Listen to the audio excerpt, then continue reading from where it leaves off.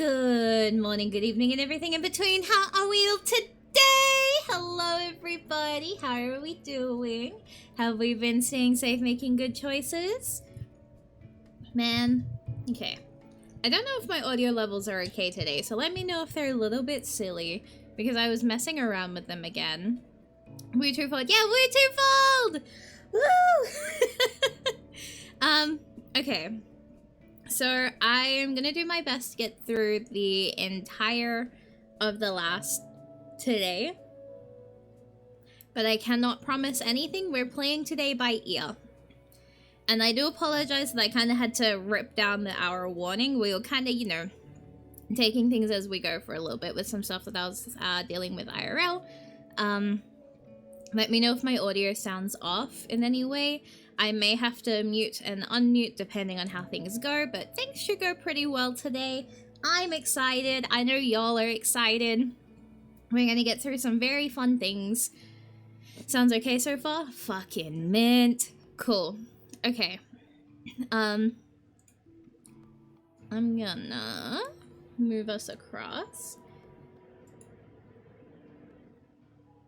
Look at that. Nothing but fun vibes. Yes, that's what we're hoping for today. We need only the funnest of vibes. I'm gonna quickly scratch an itch. There we go. Alright. Hello, hello! Okay, I'm just checking a couple of quick things. I think everything looks good to go. You guys can hear audio fine. You can hear me fine. Cinder is ready to go as well. I made sure that she's behaving today. We're probably going to do a lot more hydration breaks as well, but if you guys over redeem hydrate, you will get the dreaded BRB screen, so that's my threat to you today. Anyway, let's go. And there it is. First and foremost, I hope everyone had a great holiday. Cheers. Thank you for the hydrate. That's fine. I need to drink a lot of liquid today. Caprice stands at the front of the table while the rest of us clutch our various caffeinated drinks. There's only a couple of weeks before the semester starts, but Caprice has scheduled a handful of meetings between now and then. With everything that's been going on lately, this one almost dropped off of my radar. If Caprice didn't send me a flurry of texts this morning, it most likely would have. My family and I went camping. He closes his eyes, brow furrowing, reminiscing about something I don't want to even imagine. I'd die camping out in the snow. I'm jealous. Oh. Oh no. Allison's expression is so downtrodden. She'd give a depressed kitten a run for its money. Eileen's quick to notice, looking more than a little flustered as her eyes shift away. Well, you know, our low-key holiday was pretty nice too. I love them. I'm glad it sounds like everyone enjoyed themselves. Caprice's chat refocuses the conversation back towards her. But the new semester is just around the corner. Yet here we are, playing school. We don't want to sit around doing nothing. We really only have one semester left, so we gotta hit the ground running. One vote for sit around and do nothing here. Second. Maybe it's just because of how much time we've spent together recently. But for some reason, everyone else seems oblivious to Caprice's forced laugh. She looks a bit off rhythm compared to usual. I haven't had time to do much of anything even tangentially related to drawing. I could do with the practice. I give her a smile, and she returns one in kind, though hers is tinged with a small amount of sadness. I guess I'm in a similar boat. At least, Allison is showing some remorse over it. The season keeps me busy. Lots to do. It's hard to get much of anything done when your day starts in the afternoon. Eileen responds to Allison's pat with a small smirk. The two share a small back and forth, but I'm too focused on Caprice's tapping fingers to really listen in. Anyway, that's 3-2, majority rules. We need to get back into the groove, and a club environment is the ideal place to do that. Did you have anything in mind? yes, 1 second. Caprice pulls out her phone and begins scrolling through it. Ordinarily, she'd be prepared for this.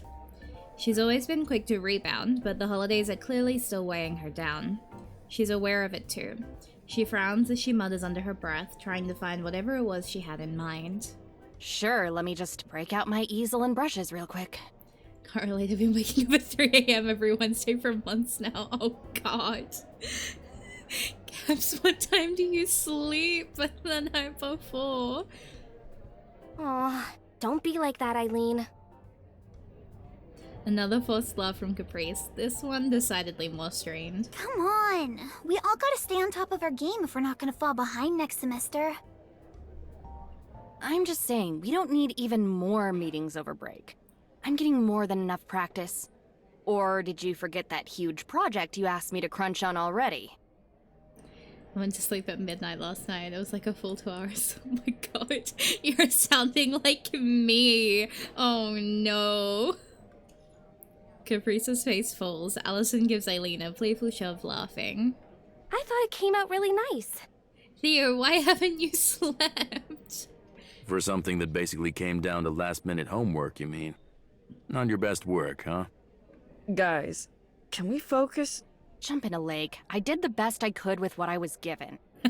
Jump in the lake. Miss President was the one who waited until the week before to ask me for help, with nothing but puppy dog eyes and some blurry pictures. Hey. If you didn't want to do it, why did you? Oh. Everyone turns back to Caprice, finally noticing her. Her voice isn't loud. It isn't even angry. Even though it came as barely a whisper, it feels like the temperature of the room drops. Not just the painting, but that, too. Like, why did you all bother coming all the way out here?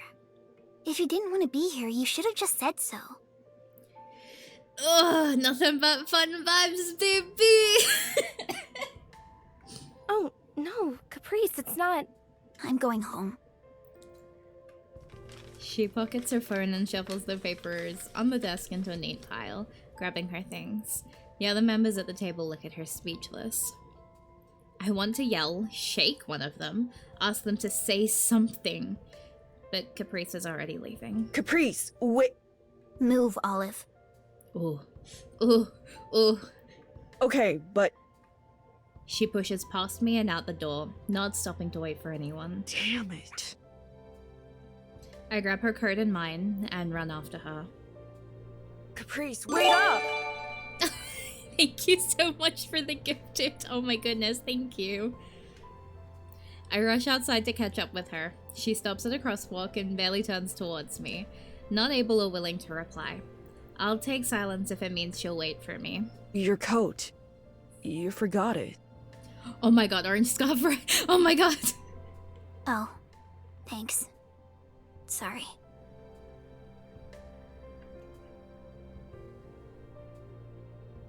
She reaches out and takes it off my hands, shrugging it on. I run a hand through my hair. What a mess. What am I supposed to do? Should I ask her to stay? Give them another chance? That feels wrong. At the same time, I don't want her to just go. Nothing can convince me that she should be alone right now. Not even Caprice herself. Theo and I said we were gonna make it intentionally super- Wait, but it's so cute, actually. Like, I actually like it. My head hurts, probably from trying to think every possibility through before Caprice can leave again. I've got to relax. As I pull my hand away from my hair and turn back, I catch Caprice's gaze. Is she crying? She quickly breaks eye contact and stuffs her hands in her pockets. Hey. Sorry, Please. Olive, I really couldn't stand it if you're just putting up with me too. Ooh. Ooh. My entire body goes cold as I realize just how much the concentration was playing across my face. No, it's not that at all. I'm so sorry. I love you for you. I can never just make that up. Really? The notion that she could even be seriously entertaining the thought makes my heart hurt for her even more. Really?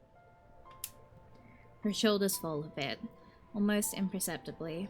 I don't know what I can do for you, so I guess I'll just ask. How can I be here for you? I can't read her mind. I can't instinctively know what's the best way to comfort my partner is. I hope she knows better than me. I don't know how to answer that. Just being around you helps, though. Oh. Can I walk you home then? Caprice scuffs her shoes against the ground, displacing a bit of snow. She lets the silence trail on. You weren't going home, were you? I don't know where I was going to go. I just needed to get out of there, and, well, the apartment isn't much better. Do you want to stay over at my place? Can I? Always.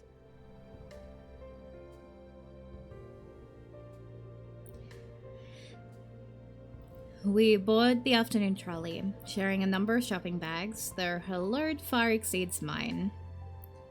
She accompanied me as I picked up some ingredients for dinner tonight, helping me suggest ideas for our next cooking lesson, before stepping away to the art supply section.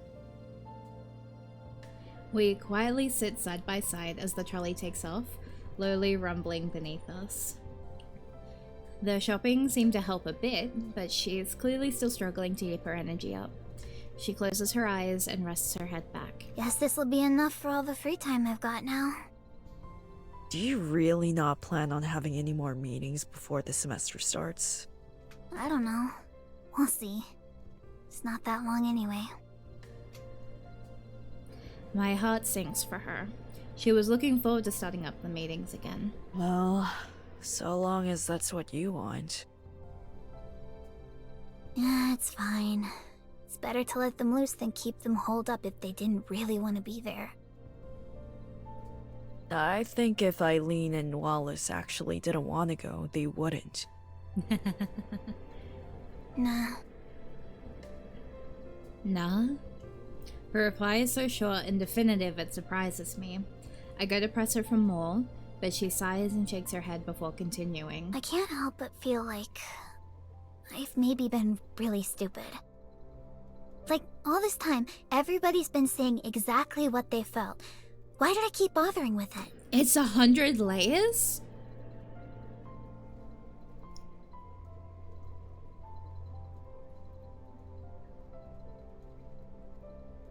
No, you're real for that, actually. Okay. Ever since I started the thing, Allison begrudgingly joined because I begged her to. Eileen because I took over the room she was using to study. Almost 100 exported layers, oh my god. Wallace just for Eileen, and Allison, and even then. Despite everything, nothing about Caprice's voice or demeanor is angry. Instead, she's speaking slowly, drawing out each idea after a moment of pause to really consider it. How long has she felt this way? She leans against me as she continues, and I hear the strain in her voice. In the file, I shan't say, I got my ass roasted because the other day I showed someone how many layers I had in an, like, just a character reference, because there was over 200 layers, and people were like, what? I was like, yeah. I thought maybe Eileen and Wallace really don't like coming to the club after all. But they kept showing up anyway, so I just pretended otherwise. I was so desperate for them to stay, to enjoy the club. I wanted them to love it as much as I do, so I kept playing along and hoping maybe they'd change their mind and suddenly be happy to be there. Hello, Mama. Welcome, welcome. How long have they just been humoring me? Why do I keep thinking I can make anything better just by trying harder, when people obviously don't want anything to do with me? Sorry, I need to grab something. Look away. We're not perceiving this. Give me a second. Oh no, that's crazy. That's so crazy, actually. Ha ha ha. Man, imagine Melly pass starting from the bottom, building herself up in Act 3. Caprice starts from the top and never stops spiraling. Yeah, like, Caprice is just fucking spiraling. She buckles, her voice cracking with choke sobs. When the tears begin falling, really falling, and her defenses are gone, she can't stop. I pull her close.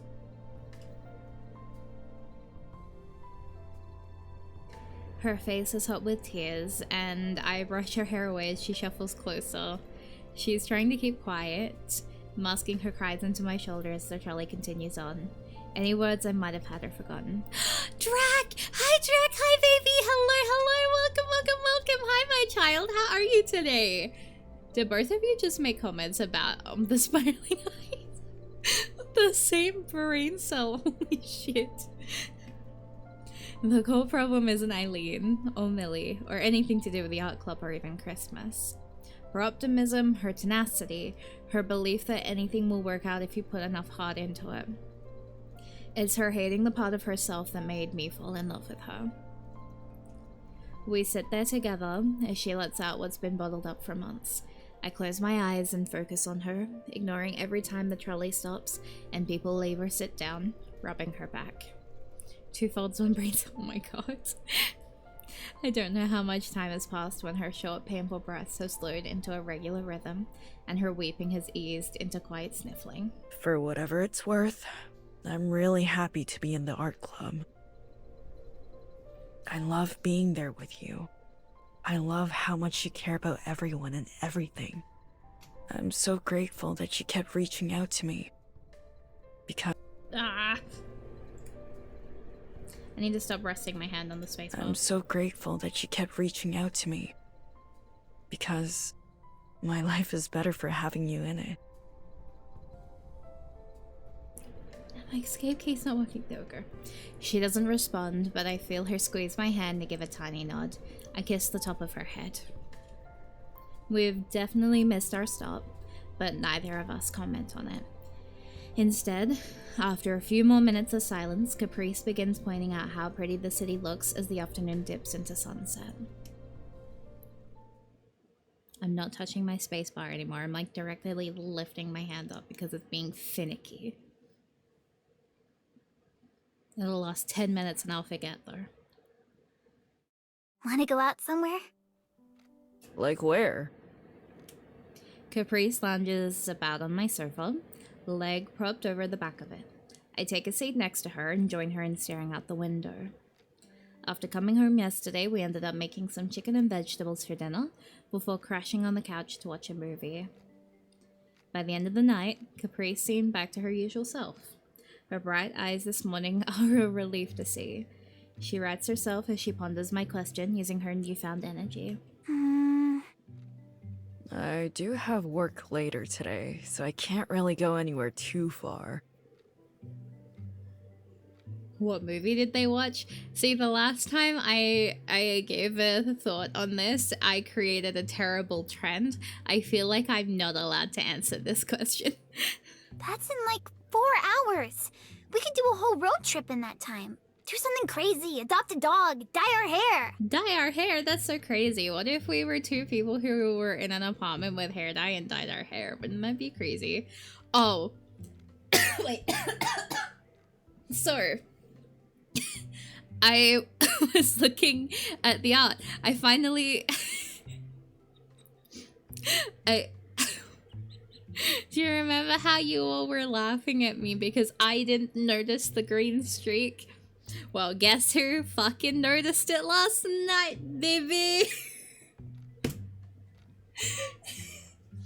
I was sitting in a call with Neki working on something.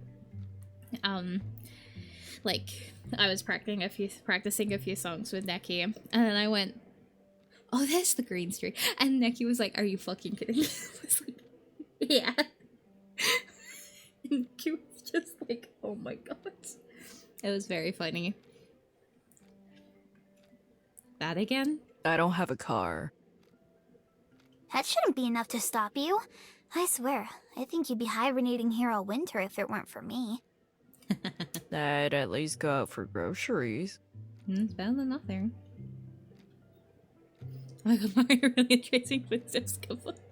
Wow, really living. She playfully claps her hands together. I give a snort of amusement and sit up straighter. Well, what? Did you want to do more shopping? No. Caprice fiddles a bit more, seeming to think over something. We only have one semester left, huh? Yeah, thank goodness. We have how really living as a Discord sample.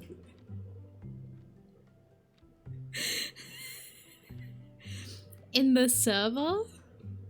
I need to steal that.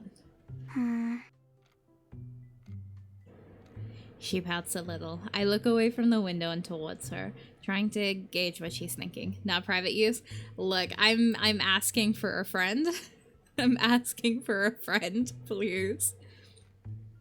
I guess it makes sense you're looking forward to it. This has been a heck of a year for you, huh? For me, never mind. Sweetie. Huh? Oh, what's up? Feel bad whenever I type something and you laugh. Your wheezing makes you sound like you're dying. No, trust me. I am so medicated right now. I am like so fine. Actually, I think I better get going. No, don't go. Huh? Really living is spending your night watching Mari stream hit visual novel Twofold. Yeah, let's go! The best way to spend your Wednesday. Dear, you don't sound fine, Vesley. Mama, I have the funniest story to tell you later. She hops up off the couch, grabbing her hat and donning it without pause as she continues. Don't worry, I'm actually going to crash back home after all. My mom and I's place. ASMR coughing, yeah. My expression must accurately portray how out of left field this is. And my worry because Caprice quickly turns down the energy to give me a kiss on the cheek. Aww. My stupid ass about to answer you. Really, it's fine, Ollie. It's just something dumb. I gotta get better at dealing with things on my own, too. You don't have to leave to do that. No. I know. But, well, you have work soon, and it's just dumb. Our emotions are not dumb, Caprice. I don't care if it's dumb. Because you are the best.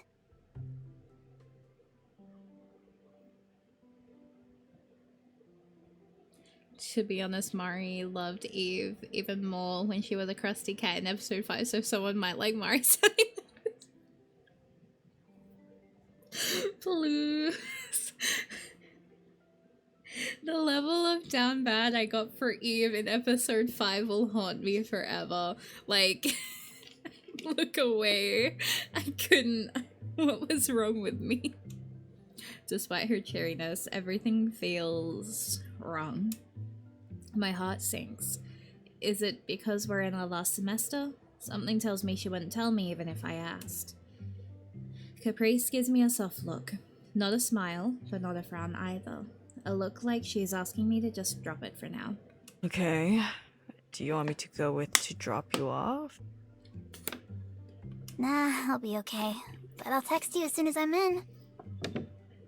Only if you get a minute. Can I call you when I'm off work? Yeah.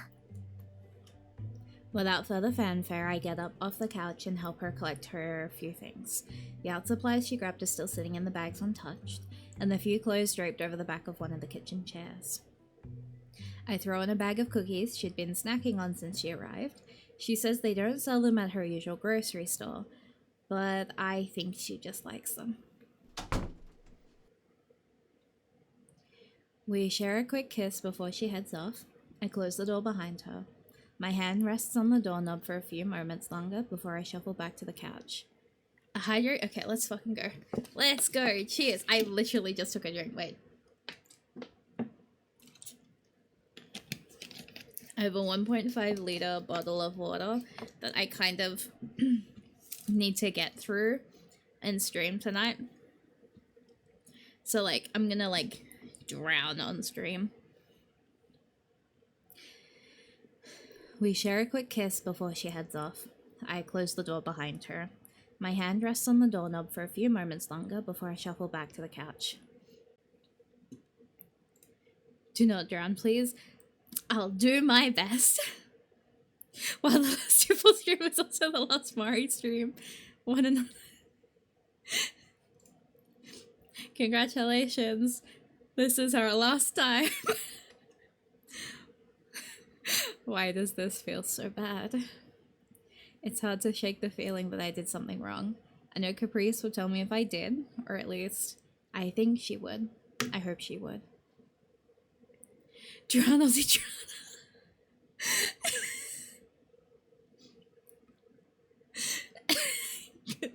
Gonna pull a Harold Holt. Yeah! Pull in the old Harold Holt. We're gonna coffee.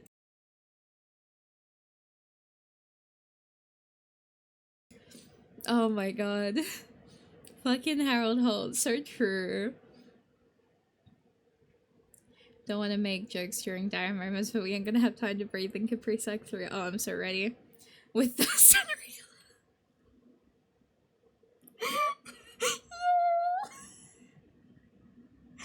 Oh my god.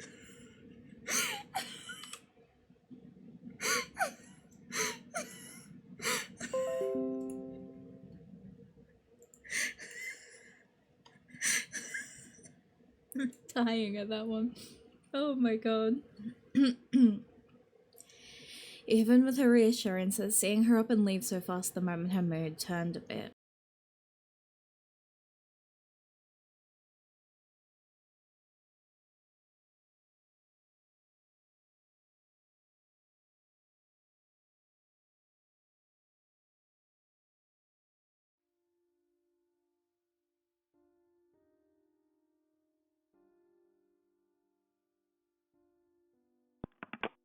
Hello?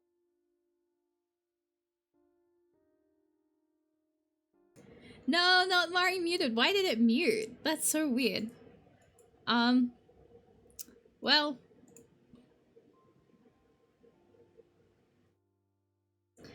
We're calling Mom. Hey, Mom. What are you up to? Oh, Ollie. Hi. How are you? The breakfast rush just ended, so I'm running out to grab more eggs. Can you believe they only ordered 15 dozen for the week? This week! Like, everyone and their grandma won't be treating themselves to a cozy breakfast after the holidays. Oh, right. Sorry, I'll call back. Or just, you know. See you in a few hours. I try to laugh it off. Not my worst performance. There's an extra pause before she responds. Olive? What's going on? Uh-oh. The full first name comes out. That's me whenever anyone turns around and goes, Marielle? And I'm like, yes? Get hit with the Marielle and I'm like, hi, can I help you? Oh no, not the government name. Her tone and pace changes instantly. I can almost picture her slowing down her brisk pace, looking around, and dropping everything she was doing to focus on this call. The primal fear of a parent using your full name, so true. She really is too good at catching when I'm not feeling 100%. Caprice and August swapping between Olive and Ollie based on their moods is my favorite tiny. I love a good change in how someone uses a name because like it really does hit different. It's Dumb, I want to say. Knowing how that sounds firsthand now, I take a deep breath and start over. It's Caprice. Do you have a second? She listens quietly. I try to convey all the information as concisely as possible. The fight, how Christmas went, the art club, and then this morning. Still, as much as I try not to, I know I'm rambling. I just want to help her. I'm trying to just be there for her, but I don't know if it's enough. Just like me, for real, for real. She started saying some really sad stuff about feeling like her personality is pushing people away. I love her.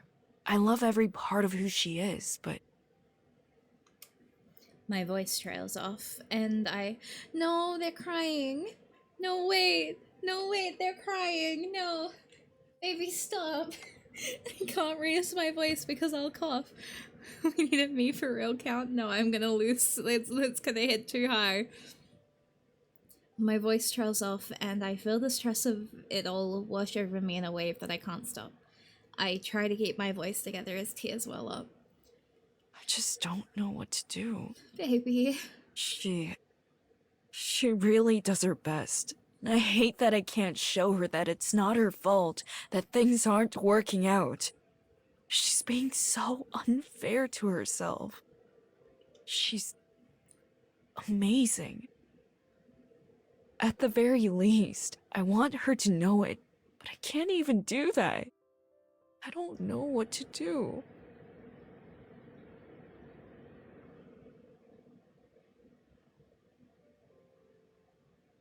Me for real, for real. I'm having feelings right now. My mom shuffles somewhere on the other end of the line. When she speaks again, it's quiet. She must have moved somewhere more private while I was talking. Oh, Ollie. Nothing ever hits soft and twofold real. You are being so hard on yourself. It sounds to me like you really love Caprice, and she really loves you. Why else would she always reach out for you first? Listen, dear. You've always been the type to stop at nothing to try to help the people you love. I'm taken aback. Her voice takes on a lecturing tone. Whether it's you burning yourself out on school and work to try to make me proud, or feeling bad because your girlfriend is going through a hard time. You care so much. Please be kinder to yourself. That's Mom, weaving life advice into reminders of her love. It wasn't that long ago I was on this same couch calling her about failing the semester. She's right. I'm back in the same situation as before. Okay, Mom. I'll try. But I can't promise I'll stop trying to help in any way I can. We promised, after all. At Christmas, we promised to take care of one another. I can't let that go to waste. Their love language is acts of service real. Oh, I know, Olive. I'm sure that's part of why Caprice loves you. Just remember to give yourself a little slack. You can't fix everything just by trying hard enough, right? Life has a way of working things out. The most you can do is your best. Yeah.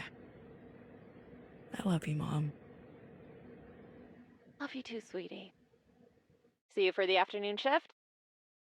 I'll be there. She hums a little note of affirmation, and after another quick round of goodbyes, we hang up. It'd be dishonest to say the call made me feel entirely better, but it at least given me enough energy to drag myself up off the couch and make myself productive.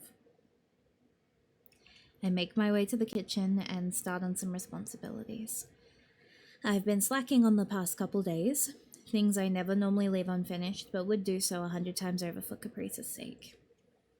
As I'm washing the dishes that have piled up in the sink, my phone buzzes a few times. Caprice's trademark machine gun texting style. I'm home safe! I love you, thanks for being here for me. I smile and reply with a suitable number of green heart emojis in return. Green heart emojis, let's fucking go. It's hard to accept, but I hope my mom is right. I hope this is enough. Okay, important question for chat. What color heart emoji do you use? Because everyone has a bias to a color. Everyone knows mine is yellow, but I'm super curious to see what... Yellow now? Good.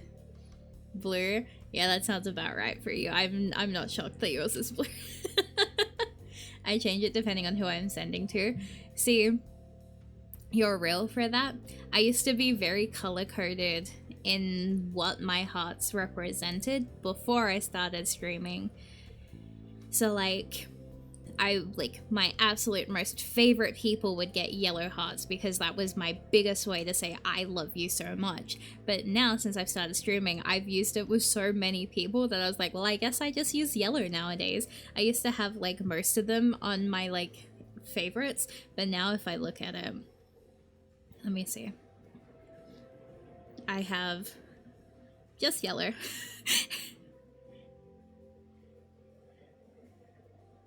I always use the heart hands. Blue. Okay, there's a few blues. Green, based. Orange heart. Blue heart, my bestie. You're real for that. I used to use yellow for my absolute, like, highest of the highest affection. And then I would use the purple heart and the black heart. But if I had to default send a heart in something, I would use the red one. But those were my go-tos.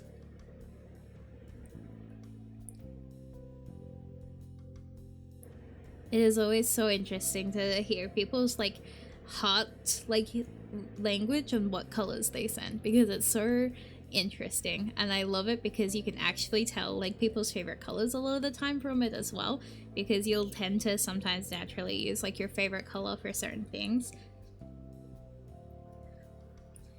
I hope this is enough.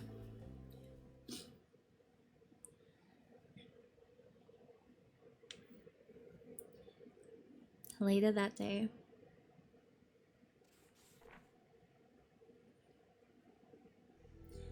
for Mercy, work was quiet today. I was preparing to just go through the motions, head home, make a quick dinner, then lay in bed with my phone till I passed out. I used to never use hearts, but now I use the yellow one. Yes, I'm influencing, let's go. The text message I received at the tail end of my shift had other plans for me though. The apartment complex I find myself in is like night and day compared to my own. Even the hallways manage to impress me with how tidy they are. Oh. Double checking the door number on my phone, I give the one in front of me a good knock. After a moment, it opens with Wallace there to greet me. Hey. He extends his head a bit out the door, looking around briefly, before bothering to respond to me. Hi. Caprice not with you? I opt for shaking my head rather than a verbal reply. His tone is as deadpan as it normally is, but I can't help but feel a little agitated about the question. Wallace seems generally nonplussed by my answer as he opens the door to let me in. Even if the hallway left a good impression, I didn't expect the apartment to be quite this high-end. Cat! Okay, whose cat is that?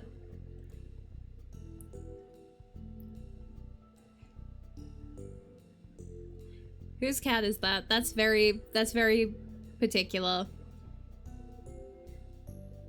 It's the cat with the faux collar, of course. That is on our right. Yeah, there we go. There we go. Yep, there we go. As soon as I saw it, I was like, yep.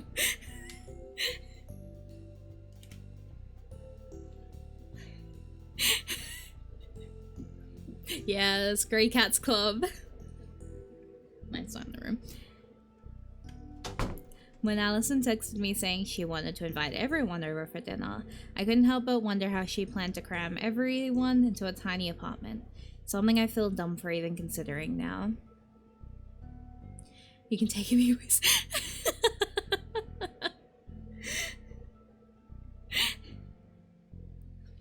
I'll trade you. You can have Cinder. Oh, Olive! Feel free to hang your coat up and find a seat wherever. We don't have a dining table, but... Can we have a listening? What? No one's eating a thing till everyone's here. We're missing your +1. I almost didn't notice Eileen in the background, hunched over the stove, her voice cutting through the sizzling of whatever it is she's currently working on. Are you seriously trading me away? Yes. She's probably not showing. Nope. Hydrate, let's go.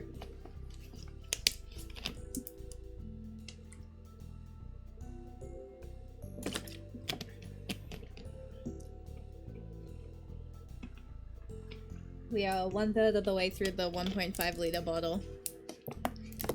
And it's only 47 minutes in. Oh, I'm so dead. What? Why? She decided this morning to head back to her mom's apartment for a day or two. Oh, I see. The deflation of her face is immediate and severe. So 6 more redeems. Oh god. Well, there's the entire point of the night up in smoke. I'm sorry. You know it's a dire time when even Wallace and Eileen seem visibly downtrodden. I suppose this was meant to be their attempt at atoning for yesterday's meeting. Well, I won't send you two home without anything, at least. Give me a couple minutes. Like Allison said, just find a seat wherever.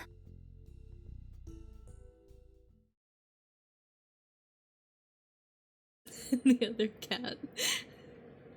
Allison and I share the couch, with Wallace off to the side in his own chair. Eileen comes around and passes out our meals, a modest dinner, consisting of various veggies and strips of beef mixed into some rice. After passing the bowls around, she finds her seat next to Allison, opposite of me. You could have said something earlier. She doesn't need to look up from her food for me to tell she's directing that squarely at me. When would I have had the chance exactly?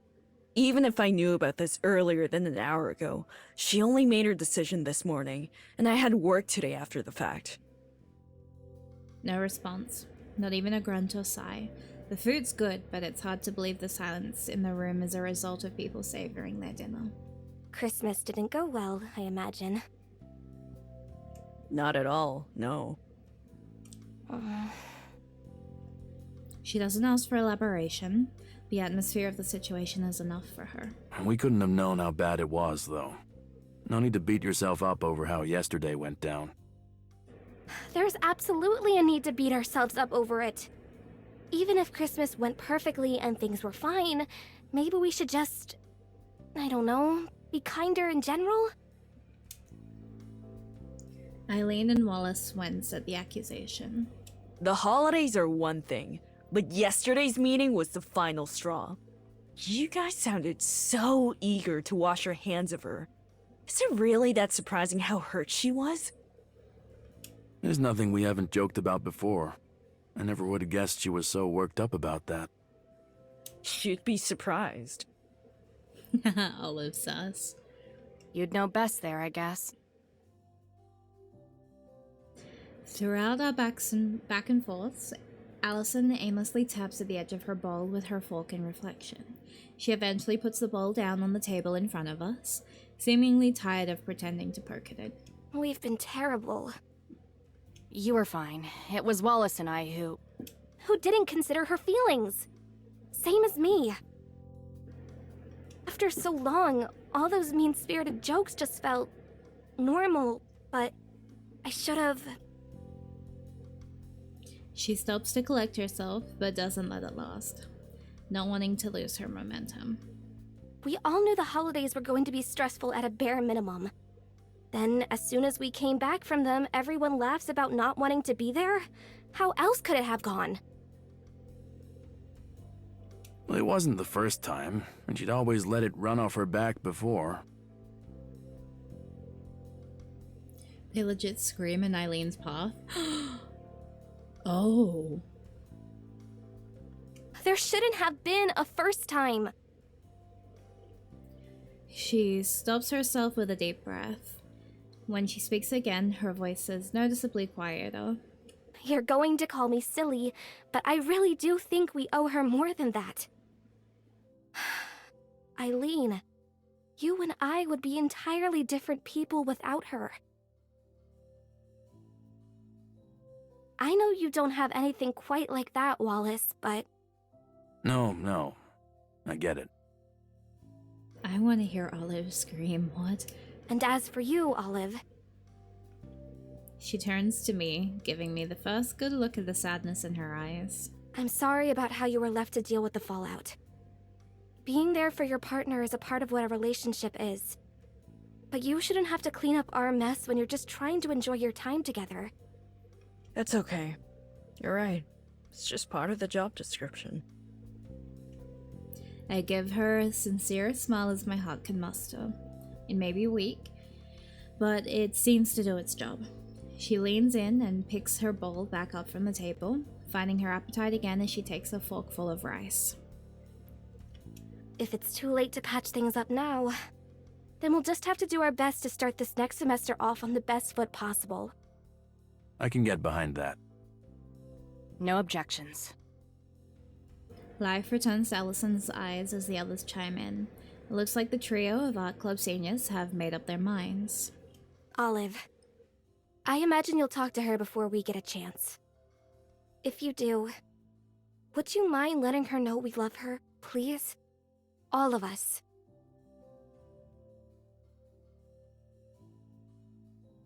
I start digging into my own bowl as the rest of the room slowly begins resuming their own meals. First chance I get. Promise.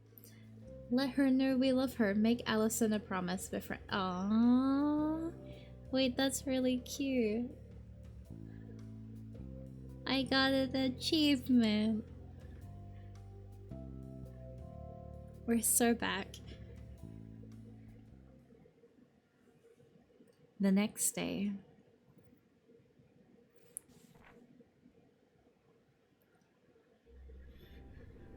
The quiet sounds of the evening make their way through my window, heard despite the TV absently playing. I tap away on my phone, drowning out whatever rerun is showing tonight. BRB gonna help with the dishes RQ, 5 minutes tops. Sure, have fun. Our texts to each other over the past day have been short, but almost non-stop since she arrived, to the point where I'm almost worried I'm distracting her from her stay. On her end, she's quick to bring up conversations about absolutely nothing, and she's always ready to reply within a couple of seconds of me sending anything, no matter how inane. I put my phone down, confident I'd have at least a few minutes while she was away, but to my surprise, my phone buzzes not long after. I'm initially impressed at how quick she got her chores done before I pick up my phone and realize it's not her. Howdy. How's she doing? All settled in yet? Ready for visitors? I stare confused at my screen, trying to decipher Haley's strange joke. What are you talking about? Your girlfriend? On cue, the doorbell rings. Well, to answer your question, Haley, no, I'm not ready for visitors.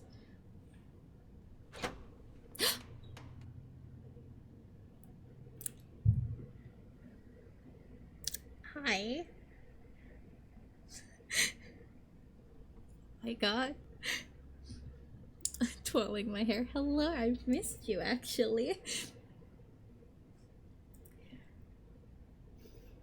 I open the door just barely to see Millie and Haley. Millie looks at me with a painfully forced smile, a small tote bag in her hands, tilting her head slightly towards me. It's us. Just came to drop off a couple housewarming gifts. And talk to Caprice, of course. It's cold. Let us in.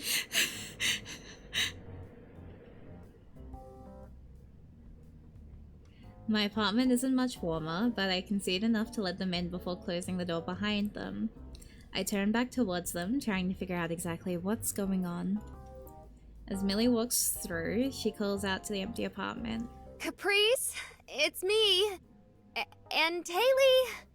I was thinking about that painting, and, I think you were right. Wanna hang it up together? Is she really just going to pretend nothing happened after all of that? Caprice!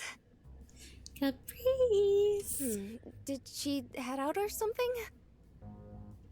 I don't have any other plans tonight if you want to wait for her. Oh no. Sure, we can. She's not here. Millie and Haley snap out of their own personal worlds. My turn surprises me too. What? She's at her mom's place. She stayed the night here after her club, but left the next morning. It didn't run into each other, or... We came home to an unlocked door after a grocery run and thought we got robbed or something. The only room that looked disturbed at all was hers. She told us she was going out for a little while last we spoke, so we just assumed.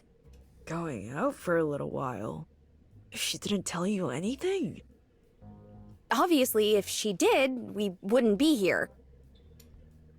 If this is how the two have been trying to solve things, it's no wonder their argument has gotten to this point. And you thought that the best response to her trying to make some distance for a few days would be to barge in here without any prior warning and scare her into a conversation? It was my idea. It's nothing she hasn't done before to me. She's the one always saying problems need to be solved face to face. You know it's different when someone is asking for space, right? You of all people should know that. On top of that, coming in here like nothing happened.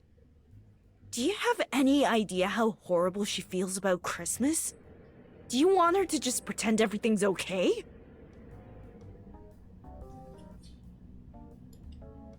You never try to explain anything, and when we do finally get you to open up, it's all a big contradictory mess. And here Millie is. After screaming that she wanted Caprice out of her life, she's here sweeping everything under the rug and trying to make amends for the portrait that she hated just a few days ago. Hey. Haley's voice is cool, but there's an edge of warning to it. I feel the lingering need to say more, try and make her see how much she's hurting the people around her. Dissipate. At the same time, my phone buzzes off. I take it out, trying to give myself a moment to collect my thoughts again. You there? Yeah, sorry. I take a deep breath. Obviously, they're here to talk to Caprice. I won't ask her to oblige, but at the very least, I want to give her the chance. I know I'd want to know if someone came looking for me. Hey, you free to talk right now? Like over voice, I mean. What's up? Gonna give her a call. I wanted to ask first, though. You know, common etiquette stuff. My frustration is starting to subside, but it looks like just enough managed to hold on for me to glare a couple of daggers at the two. Eventually, my phone starts ringing. Guess that's a yes. It doesn't take me more than half a second to answer. Hey. Hi! It's so good to hear you. It's been such a busy day, it feels like it's been forever. Haley and Millie are perfectly still, as if to avoid Caprice's non-existent gaze. So, what's up? Just miss my voice that much? It'd be nice to chat if you want it for sure. But I'm actually calling because I got some guests over. Oh. Seems that was enough to clue her in on what's happening. I turn my head back to the two home invaders, only for Millie to avert her eyes. Yeah. They were worried you ran away or something. I guess I did. I specifically told them it was just for a bit so they wouldn't worry, but I guess I just made them your problem instead. Sorry, Ollie. That's fine. Olive, can you put her on speaker? I'll ask. Hey, Caprice. Millie wants to talk with you. Do you mind if I turn the speaker on, or pass my phone over or something? Please don't. Please. What a mess of a situation this is. Millie looks at me expectantly for an answer, and all I can do in response is shake my head. Her shoulders slump. I really don't want to talk to her. I thought I was doing the right thing, and after, well, you know, I think it's better this way.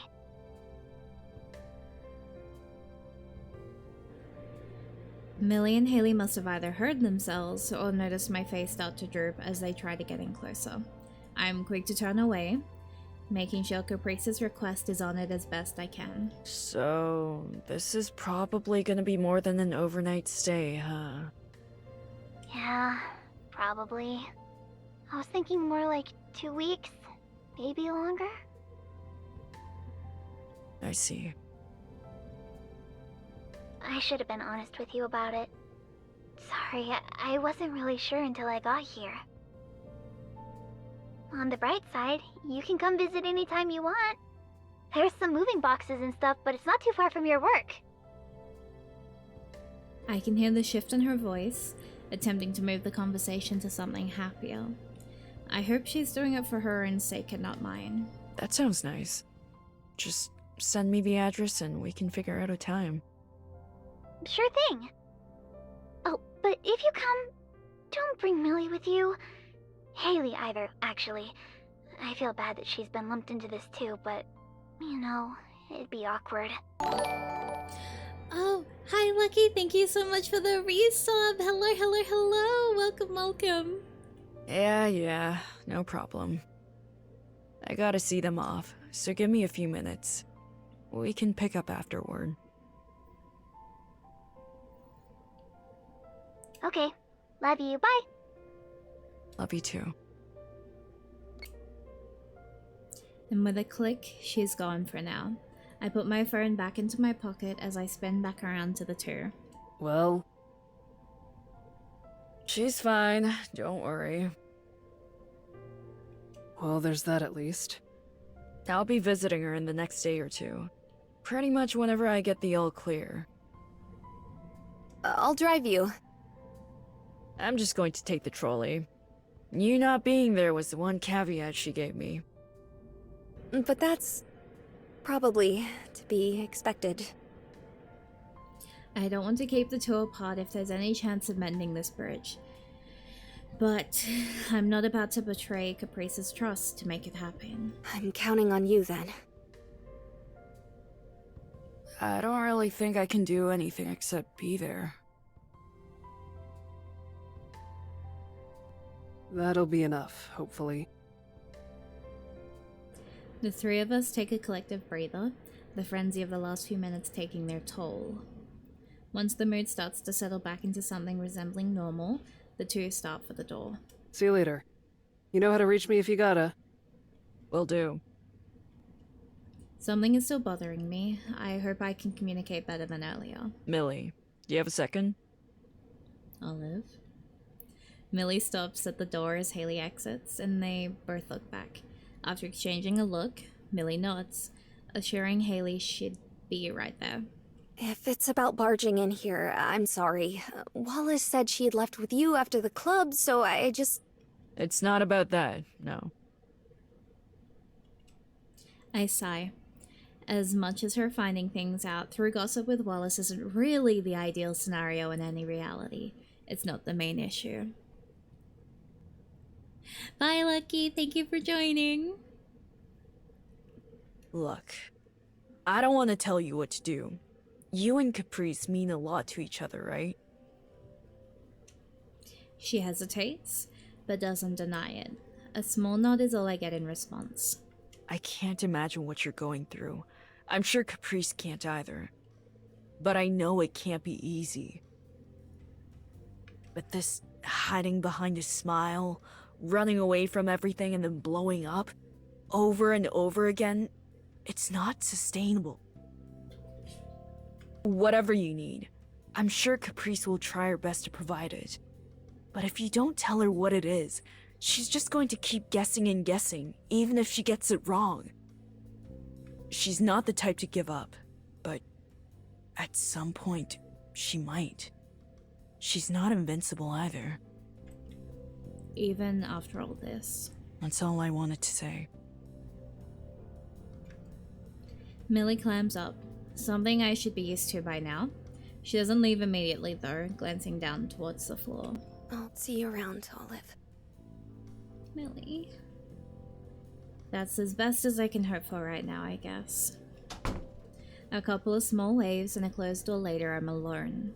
My phone is silent for the first time all day. I resign myself to turning in early, hoping naively the extra sleep might somehow fix how I'm feeling.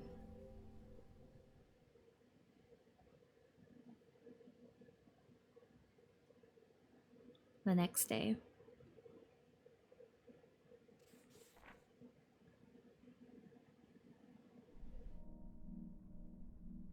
Last night was a smooth transition from laying in my bed staring at the ceiling and eventually dozing off once the sky began lightening.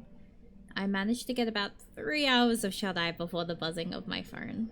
Oh my god, they're just like me, for real. It was easy for me to push through the exhaustion as I was rushing out the door. But after a long and unusually crowded trolley ride, I'm finding the exhaustion slowly catching up with me. I'm on my way. Lots of exclamation marks. I'll be waiting. Still got like 20 minutes. Exactly. See you soon.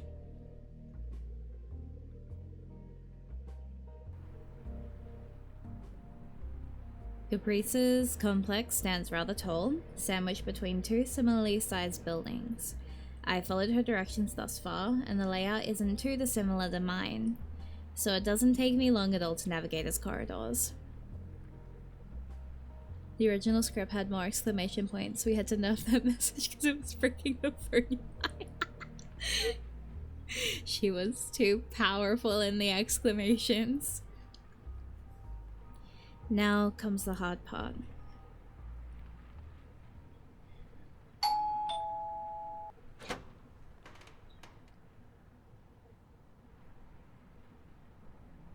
I nervously ring the doorbell, only for it to swing open almost immediately.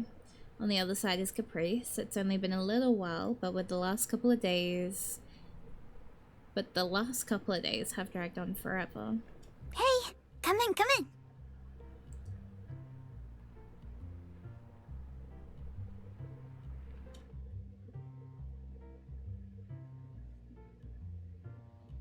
She takes me by the arm and pulls me into the apartment without a second of hesitation. I should have figured she wasn't over-exaggerating. She really has been waiting right by the door. Mom, Ollie's here. Be right there. Caprice shouts in the general direction of their hallway before doubling back to close the door behind us.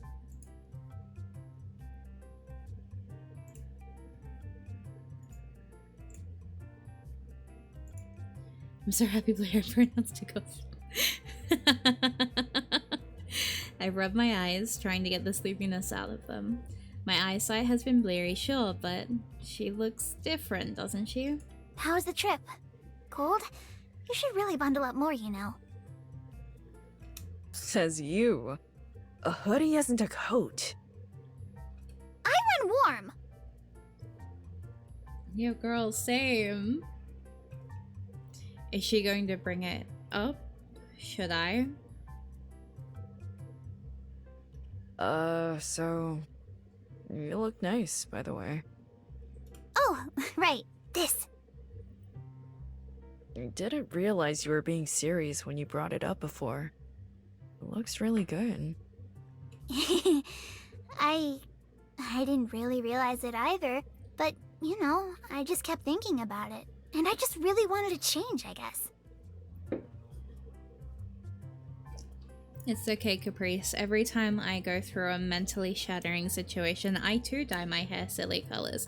I have, in fact, had blue streaks in my hair at one point when I had a life-altering situation. So relatable. One time I dyed my hair bright red. Like, I'm talking Ariel levels of red. I'm relating to Caprice in that matter. Mentally ill hair streaks. I will never forget. Because when I was studying in high school, like, I went to a Catholic high school, they would not let you dye your hair. So once I had officially finished school, but was still finalizing and doing, like, my ATAR exams, I dyed blue into my hair which I'm not gonna say what my hair color was at the time because it's funny. And so I walked into my exams with blue streaks in my undisclosed hair color hair. And so seeing Caprice with the blues is making me think of that every time, because I too went through a very like emotionally shattering moment and decided, yeah, let's put some blue in my hair, and I think that's beautiful. She absentmindedly plays with a few straight blue streaks, twirling them around her finger and admiring them. I feel a small pang of sadness at how much I dismissed the idea at first. Oh my god, don't. I think I actually showed Neki the blue streaks. Literally, you, am I right? So me, for real. It's kind of, it's getting crazy. I resolved to make sure I don't do that again. Seeing how happy the little change has made her despite all of the stress, I wish I could have been by her side to make it happen. I hang close by, not wanting to disturb anything. I have to lift my elbow a bit as I move aside, trying to avoid toppling over any boxes. Anyway, thanks for coming. Oh, shoot, sorry. Caprice's phone starts going off and she holds up one finger in a small motion and glances at it.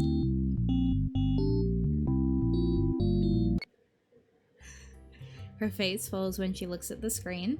Rather than answer it, she cancels the call. Twofold's just an excuse for Fiona Caps to maximize Mari's me for. There's just a compilation of all of these streams, and it's how many times I say me for real. There's very few options of who it could be to give her such a reaction. Caprice avoids my gaze. I can give you some space if it's important. Nope, not at all. Her phone buzzes a few times in her pocket. If she's purposely been doing this, the surprise visit last night makes a lot more sense. I can't comment on it though, as not even a moment later, Charlie emerges from a small door in the hallway. She sets down some packing tape on a nearby shelf as she approaches. Hi again, Olive. Nice to have you. Sorry for the mess. Ah, don't worry. I've seen worse. It'll get worse before it gets better, I'm afraid. How have you been? Mom, you're so real. It takes me a second to come up with an answer that doesn't feel dishonest, and another to get over how both Caprice and Charlie are staring directly at me, putting me in the center of attention. You know, as well as anyone can be. I understand. I ended up hearing about it last night when Caprice was asking about you coming over. The mere mention of it is enough to have Caprice divert her eyes from Charlie and I. It doesn't seem to stop her mom from addressing it all the same. I figured you just wanted some space when you came over unannounced, which is fine. But please don't do something like this without telling them. Millie must be worried sick. They found out in the end anyway, it's whatever. Anyway, let me give you the grand tour. I look to Charlie. The atmosphere of the room rests entirely on her. She catches me staring, quickly masking her melancholy with a smile. Go ahead. This place is tiny, though. I can't imagine it being all that grand. I learned my presentation skills from the best. It'll be great. Okay, sure. Lead the way. Caprice grabs me by the hand, leading me approximately 3 feet into the living room. Despite Charlie's skepticism, Caprice finds no trouble finding a story for each and every tiny knick-knack still hanging on their walls or sitting on their shelves. Even the everyday and mundane has a memory attached to it. We end up flipping through their very small collection of movies, a wave of nostalgia flooding over the two as they take turns looking over each and every one. She loved that stuff, with the animals. Always put on the same DVDs again and again. What can I say? I liked what I liked. And if I didn't choose the movie, Mom had put on something boring. Like a cartoon? Exactly! You're bad luck! You only got the boring episodes. It doesn't take long from there to move to the kitchen area, consisting mostly of the usual appliances and a small table tucked away in the corner. The place is already tiny, but it feels like we lived exclusively in the kitchen a lot of the time. That table specifically. The homework table. Ugh.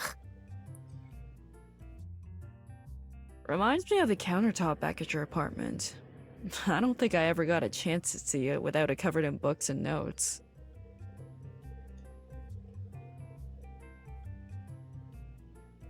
Caprice walks on over, taking the seat closest to the wall before beckoning me to join her. The cushion on the chair feels flat, undoubtedly from years of use. Charlie opts to stay standing, idly putting dishes away. Look! There's still a weird wart from that time I spilled juice and covered up with a plate so Mom wouldn't see it.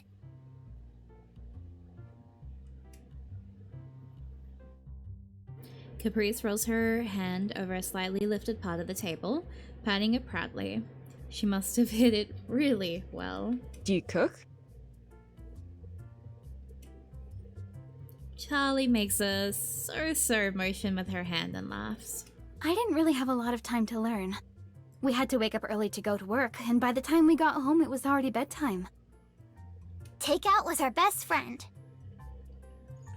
It did let us spend some quality time together at the end of the day, since we didn't have to worry about dishes or anything. Okay, that's weird. Anyway, I didn't get to babysit too often for that same reason, but I always made sure Caprice and Millie both had snacks on hand whenever I could. You were basically a pro. You could have given Ollie a run for their money. Olive would have been around 6 or so. I don't think it would have been very fair. Olive knows exactly one icebreaker question, and it's solid every time. You know what I mean. Well, not to brag, but I do think I've mastered the art of instant chocolate chip cookies. I'm claiming Charlie as one of my moms now. Thank you in advance. Millie always used to tell me that was the best part about coming over. Oh, did she? That's the first I've heard of it. I remember her always being super excited about coming to visit. Charlie laughs as if remembering a joke. I think that says something bad about me. Mike was always a stickler for healthy snacks only, wasn't he? Well, it wasn't all bad. His snacks had their own charms. Charlie is your mom and Mr. Kim is your dad, but I also want August. I love writing the Charlie lines. I got to write so much. She's my favorite. I love her so much. Don't try too hard to convince yourself. I know how much you hate pears. Their conversation is fake and personal, but my imagination can fill in the blanks. Like, I want all of the moms in this to be my mom as well. I'm just gonna have a collection of moms. Like, one mom for every day. That's the goal. Do you know what I mean? I see it clear as day. Caprice and Millie sitting here, scratching away at some doodles or a math sheet, nibbling away at whatever Charlie prepared for them that day. But pears taste good? I've had a pear slice once, and I don't know how I felt about it, but I never ate them again. Mike coming in to pick his daughter up, maybe staying a bit longer for dinner, and doing it all over again another day at the Clark's house.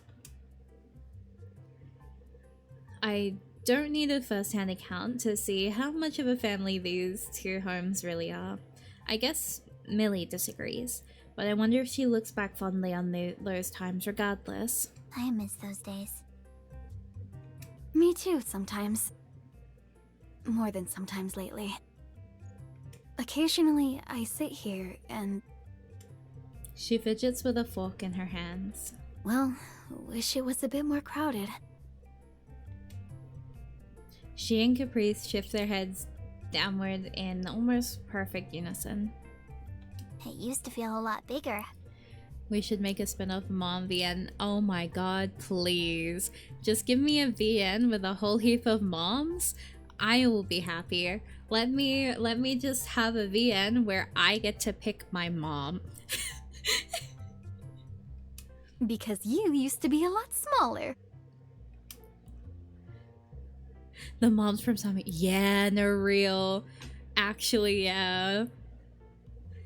Please. A smile returns to Charlie's face as she drags the mood back onto its feet. I'm more than willing to do my part. She's not exactly very big now. Hey, it's not like you're a giant yourself.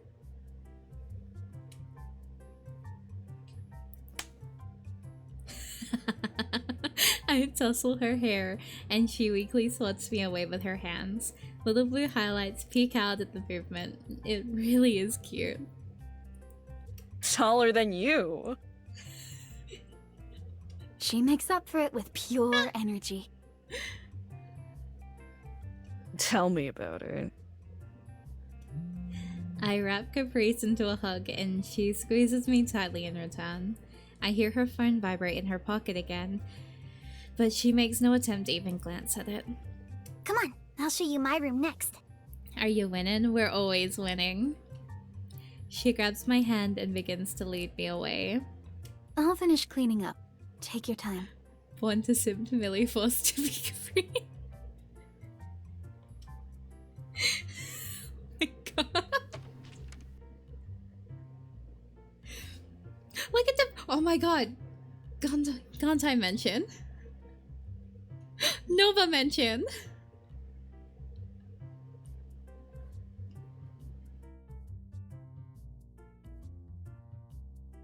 What is that? Wait. Ada. Snake. Crab! Crab! Crab!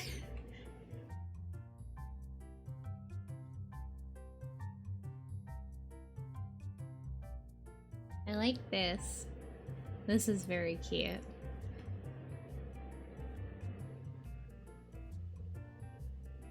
What are those flowers? What are those flowers? Are these intentional? What are these flowers?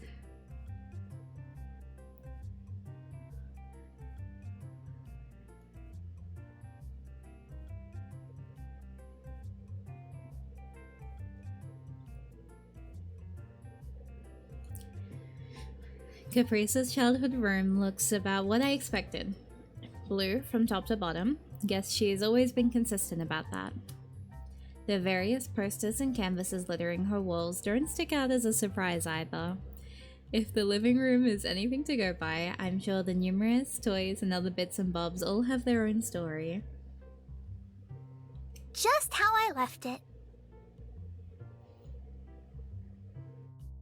Well, since moving out in general. Obviously, I was sleeping here the last couple of nights. Those flowers are like Lily the Belly from Is that?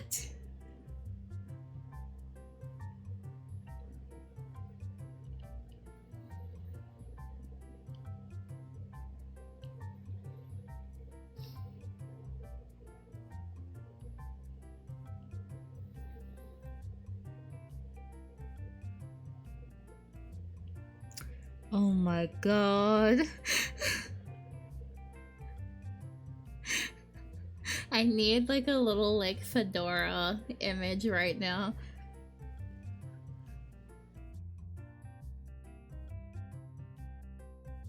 Australian animal representation, oh no. It's very you. Coulda swore your favorite color was orange, though. Har har.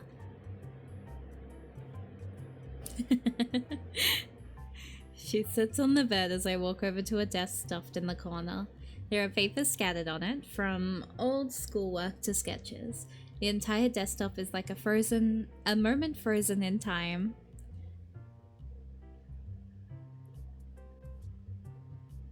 Hey, did you draw these in high school? I hold up one of the papers filled with figure sketches.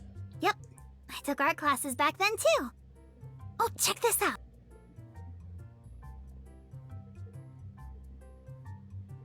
Ada. I join her on the bed as she grabs the plush otter, worn and well loved. Mike got him for one of my birthdays when I was little. Mom said I refused to open any other presents after, and since then they've always joked about how they could never top it. Oh, that's so cute.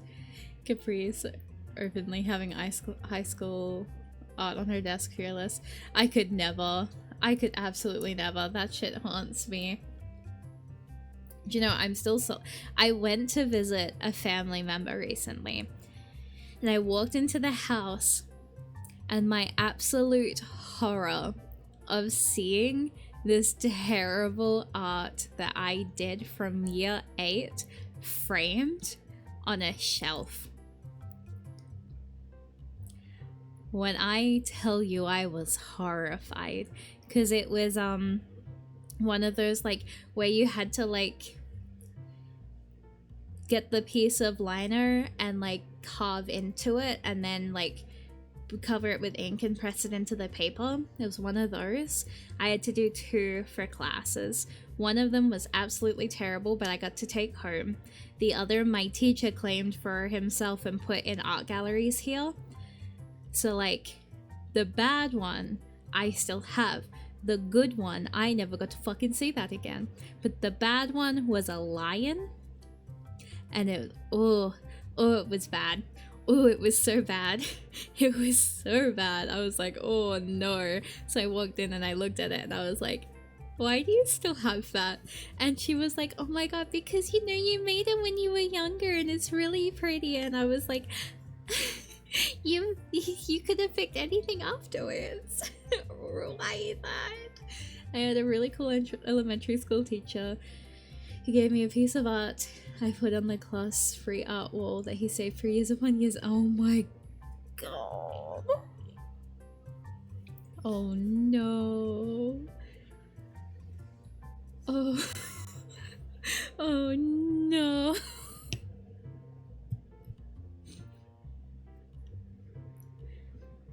That one's rough, actually.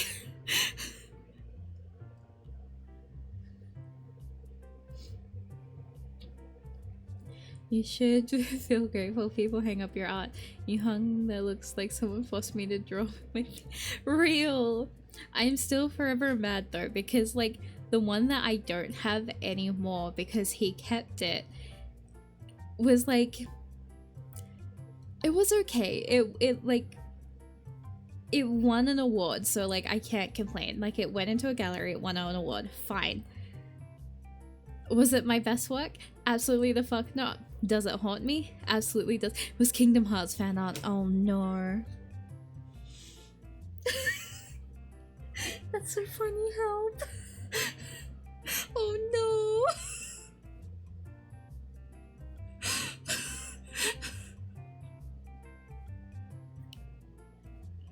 Oh no.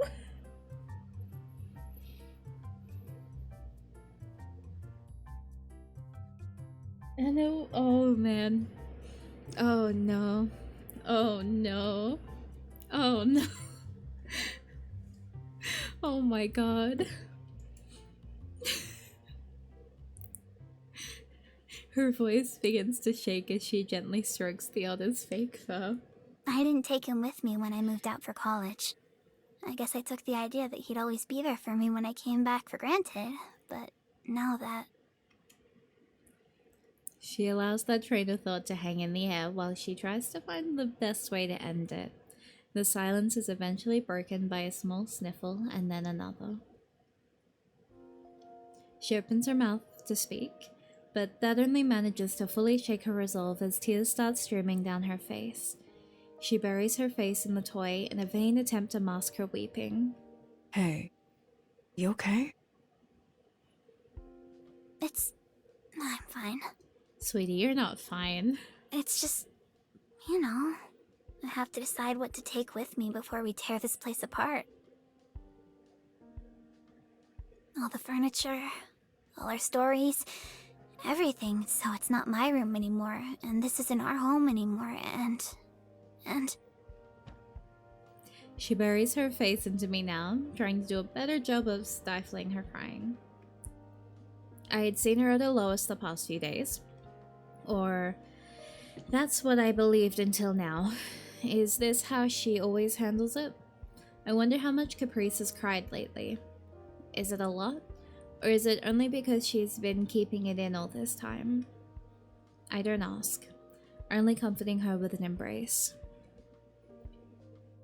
After a few moments, she murmurs, Wanna go for a walk? Sure. "Of course, baby." Her phone buzzes loudly, more text messages. She gives a frustrated sigh, but still makes no move to attend to it. Okay.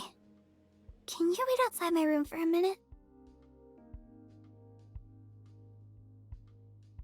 Ooh. You got it. Take your time. Thanks. Why is it?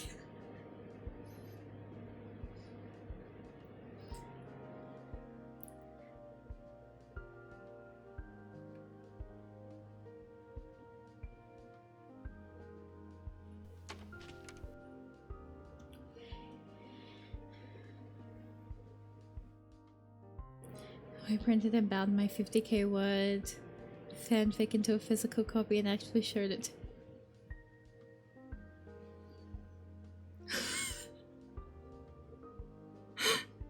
Oh my god.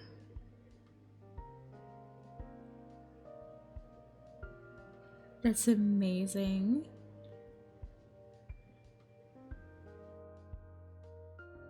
I bet you guys were in 4th grade. Me and this girl made a light novel during recesses. She wrote it and I did lists. Okay, Theo. I did something similar with a friend of mine when I was younger too. I did all the writing. She did all the art. We had like an actual book that I would write in, and then once I finished a page, I'd give it to her and she would draw it out, and we back and forth like that a lot. And so sometimes I'd bring it home as well and I'd work on it a heap, and then I'd bring it back in and then she'd take it home and she'd draw a whole heap of it as well. So I'm so glad you I'm living with you in this one here. Here comes the twist. Theo was living in Australia in 4th grade. This was all. Oh my god, guys, it's happening. We've been reunited. Let's go. But it was so funny. I actually don't talk to that person anymore. My friend and I had a notebook we passed between classes and kept notes and diary entries. That's incredible. Oh my god, Mari, were you the overachiever in my class? Fear. Fear. Fear. I was an overachieving straight A student my entire up until final year of high school.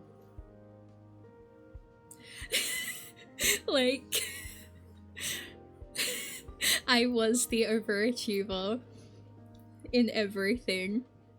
If I did not have straight A's, I would make sure my next report card got straight A's.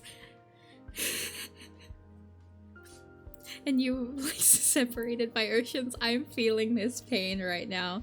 I can't believe this. We would have been unstoppable, actually. But I'll never forget, because I remember part of it. And it was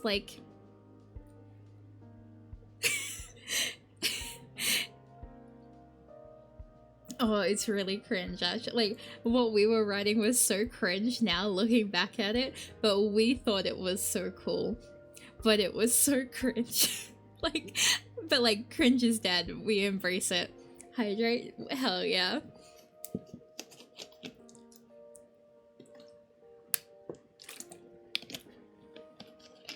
Hell yeah, look at that, hydrate. Thank you. And a stretch. Thank you for the stretch.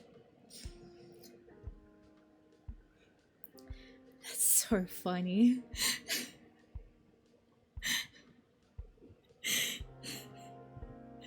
She wipes her eyes on her sleeve as she lifts her head up from my shoulder. I leave her with a small smile and exit quietly, giving her space to recompose herself. I wander into the living room. Charlie sitting on the sofa, the grim expression on her face telling me she must have overheard the most important bits. Give me 2 seconds, Cinder is screaming at the door.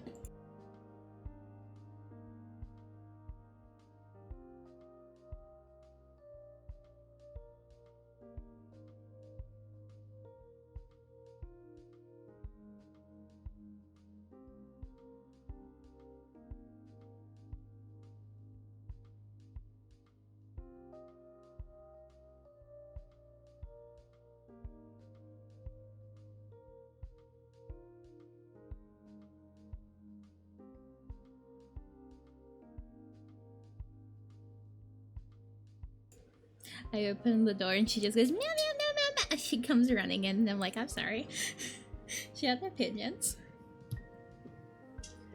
She wanted to munch.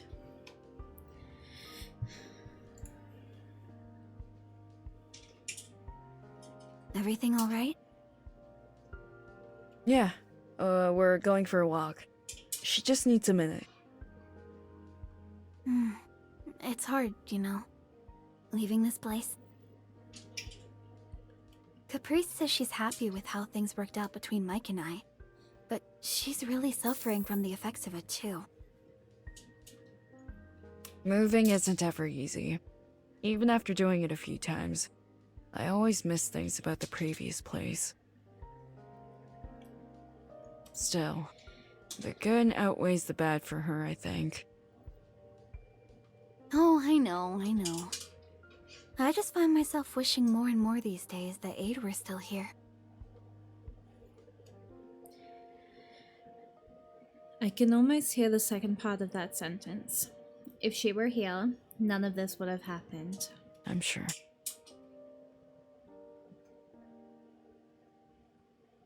She responds with a long, heavy exhale. The Clark house was always a second home. We'll eventually be fine. Millie, though, I'd give anything to help repair that bridge, if she'd let me. She's going to have to accept what's going on. Doesn't matter if she wants to or not. Caprice has emerged from her room, bundled up in her usual winter wear. A couple sketchbooks are thrown under her left arm, with a megaphone occupying her right hand. Caprice. I tried to get her to understand. We've done everything we could, Mom. She doesn't care, so we shouldn't either. I thought our friendship meant more to her, but I guess I was wrong. I give up.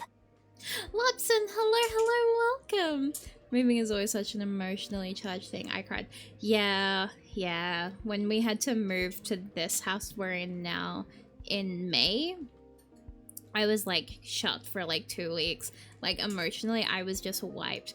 I still have 4 boxes that I haven't unpacked because like I was just so sad like during the move. So they just kind of sit tucked away and like one day I'll get to them. None of it, like if I haven't pulled anything out of it, that wasn't important anyway. But like moving is so emotionally taxing.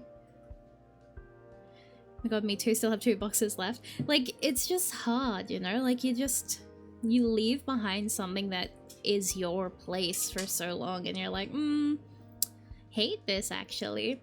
And like we went from a really, really nice house to the house that we're in now, and like it was such a downgrade in a way that it kind of just felt sour.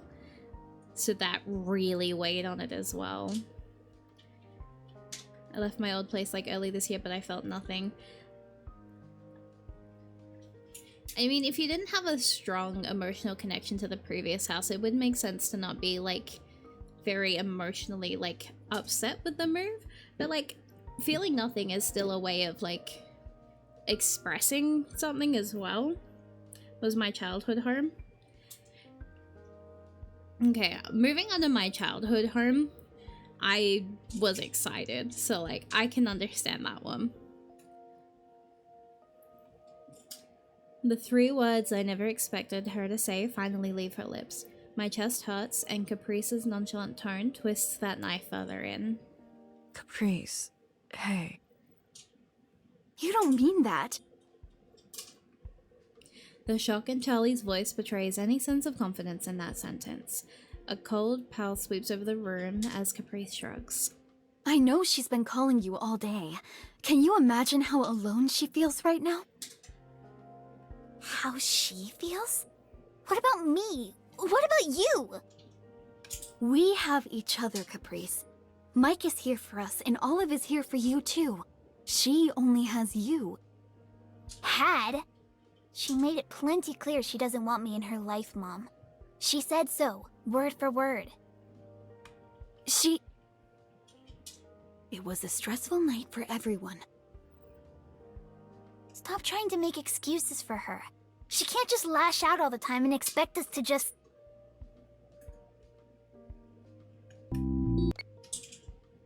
Another phone call. Ending her thought with a grunt and whipping out her phone only to turn it off, Caprice turns towards the door. Whatever. Wanna go, Ollie? Caprice gestures towards the door with her head. She avoids direct eye contact with both me and Charlie as she walks past us. Sure. Where are you going? Just down to the pond. We'll be back later. Okay. Take care. Stay safe. Make good choices. Will do. See you. Out the front door, she begins to walk down the road, still clutching her art supplies. Neki. She walks fast, so I try to keep close.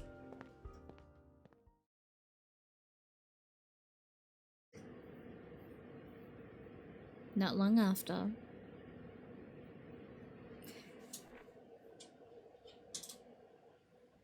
I'm not gonna lie, I laugh every time someone messages me and goes, yeah, so I've started saying stay safe, make good choices, because I'm like, good. Good, it's spreading, continue, let it consume. I don't remember a pond being that close by, or at least I didn't see one on the way here. The supplies under her arm shift and threaten to fall, but she has no problem adjusting as many times as she needs to, holding it all close. It's contagious? Good. Good, good, good. What's with the extra stuff? What can traffic make awful choices? That's me at me. I give y'all the positive one and then I hold on to that one every day. It's a very wholesome sign off. I have said that for years. Like, years. Like, whenever I'd hang out with friends and then leave, it was stay safe, make good choices. And they'd just be like, yes, okay, Mari. Whatever you say, Mari. And I'm like, yelling it across, like, the, like, path.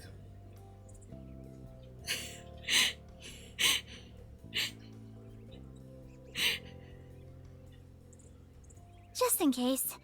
I thought we could have a little club meeting of our own. Maybe we'll find some inspiration out here. My thing was a special handshake? You had a special handshake? Evil Mari. Blue Mari says, walk in traffic, make awful choices. At a pond? Yep, it's not far. Agree to disagree. I somewhat wish I had my bike. Stay safe, make good choices, immediately walks into a pole, punches and regrets so much. Wow, you won't really. Wow, you. Why you won't really.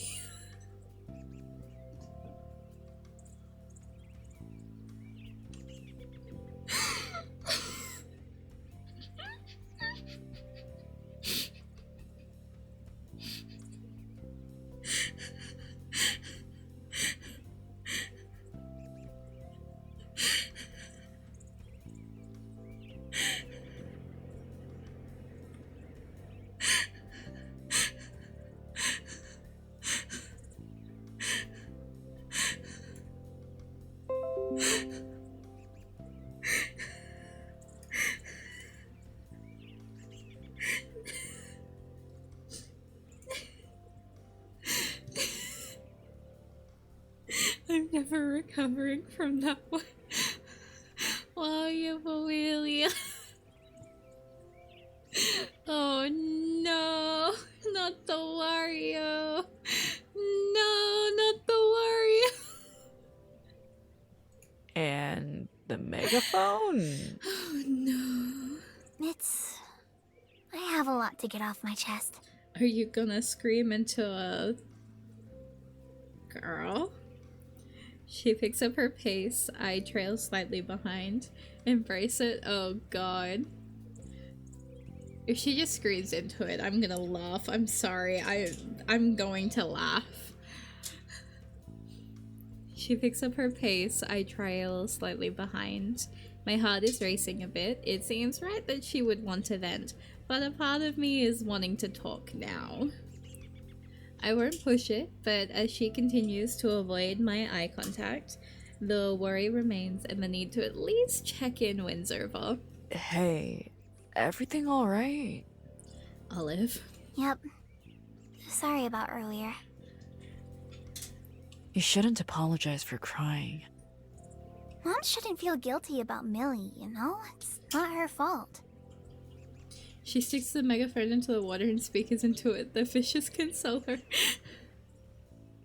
I don't know if it's anyone's fault. She swiftly turns around to face me. How not? It's Millie who... Oh. No, forget it. Come on. Oh. She resumes her walk. I jog a bit to return to her side. After some time, we enter a small area just outside the residential neighborhood with trees and a pond. A trail circles the body of water, with benches dotting it here and there. We used to come here a lot. It was my ideal drawing spot growing up.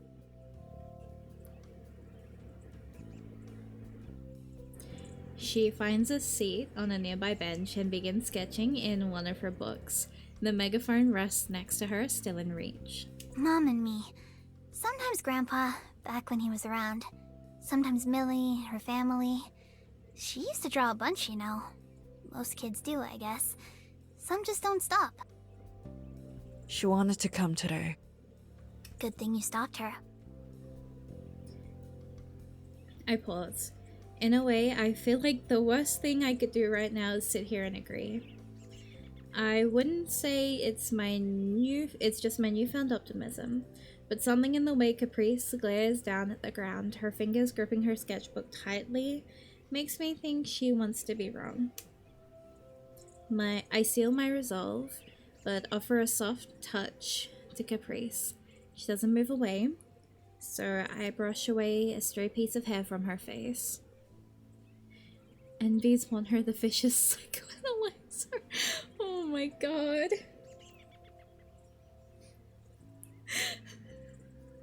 Neki, make the hat. Neki, make the hat. Neki, make the hat. She wanted to talk. What else is there to talk about? She wanted to argue. She glares towards me now, but it's strained. I smile a bit, trying to offer whatever sense of ease I can. It didn't sound that way to me. What else is there, Ollie? What else can I even say, or do, or...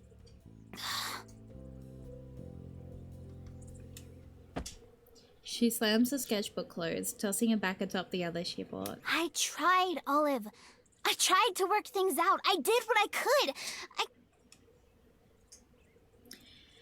She buries her face in her hands. I reach out to touch her shoulder, and just barely she angles herself towards me.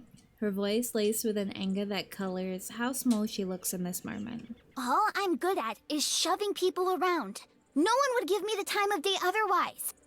Millie hates me. Haley avoids us a lot of the time. The club doesn't even want to meet anymore. I promise you, none of that's true. How can you even say that when you were roped into the club yourself? That was even worse. I was just taking advantage of your personal problems to get a small step up in this dumb fight. It was still my decision in the end. So was everything that came after. And look where we're at now. it's been a rough few days, but that's only because I hate seeing you Oh, hi, like this. Finn. You've been nothing but good to me. Then why does it feel like nothing I do is good enough? There you go, there's your spot. Can you get off of the desk? Girl. Cinder. Hey. Hey, don't knock the mic. Don't knock the... Oh my god, girl. Yeah. That's what you want, right? There? Thank you. Sorry, a cat decided to make it my problem and jumped right on the screen. Why does it feel like I can't get through to anyone? I'm so sick of it! Months and months of this! My best friend! Her voice falters and shakes, and I get ready for her to cry into my shoulder again, only for her to stand up instead, swooping up the megaphone as she does. Without skipping a beat, she brings it up to her mouth and shouts at the pool of water. Hydrate, let's go. Let me get that hydrate in.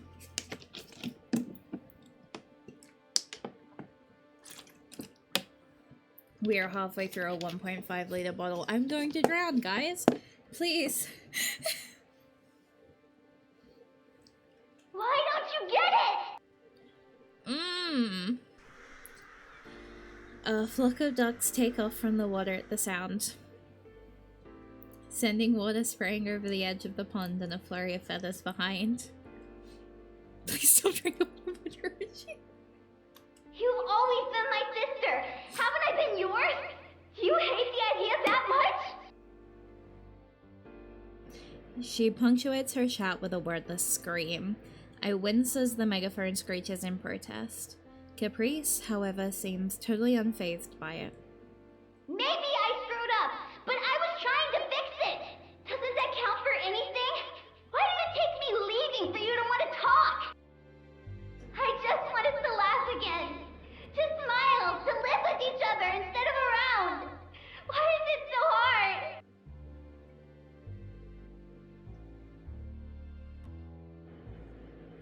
She crumbles, her shoulders shaking, angrily wiping away the tears falling down her face. I don't know the best words or how to say what I mean, so I just keep talking and hoping one small part of it might be enough.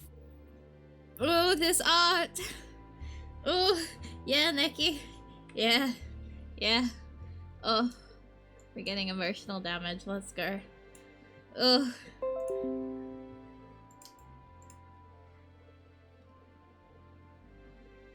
Oh boy.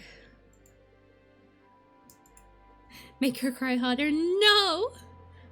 I'm tired of screaming. Look what you did!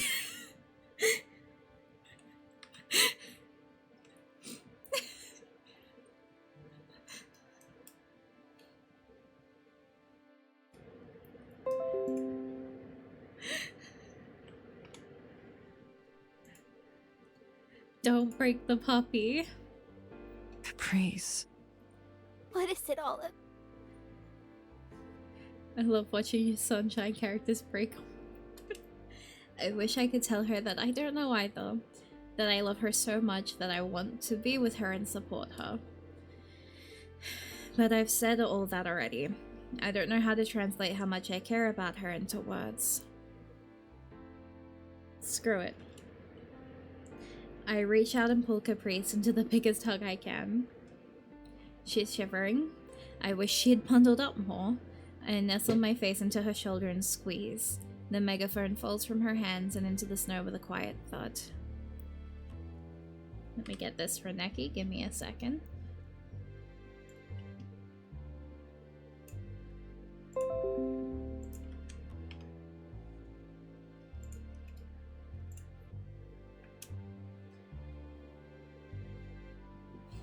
I feel her shift in my hold, slightly moving her face as if to say something. I ease up, not wanting to overstep. Don't let go. Baby. Her words are barely audible as she buries herself into my shoulder, holding me twice as tight. I have so much in my whip folder, it's insane. Once finals is over, it's over. I've seen one of those whips. It made me want to cry. Ooh, y'all are not prepared for what Neki is gonna do to all of us. It's gonna be... Ooh. I won't. I promise.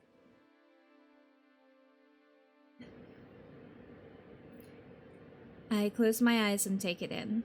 Her hands grabbing onto my coat, how much warmer it is together. Her exhales slowly slowing from short and uneven hiccups to deep breaths. Occasionally, a spot of freezing wind will shoot over the lake, trying to out-accumulate comfort we had managed to create. Each and every time, Caprice pulls herself close. I did, which tweet? I forgot. The one that I cannot say what the contents are on stream because I'm say-so. After one more time, she speaks again. Cole, A little. do you want to head back? I don't want to let go. Yeah. I feel her smile against me. I don't either. Couple more minutes. I rest my face against hers, our cheeks touching. Her face is still wet. I don't mind. But I try and wipe whatever I can away with a small nuzzle. Yeah. Sounds good. After some time, we find a way to part, still leaning on each other as we take a seat on the lakeside. She asks me if I want to listen. I do.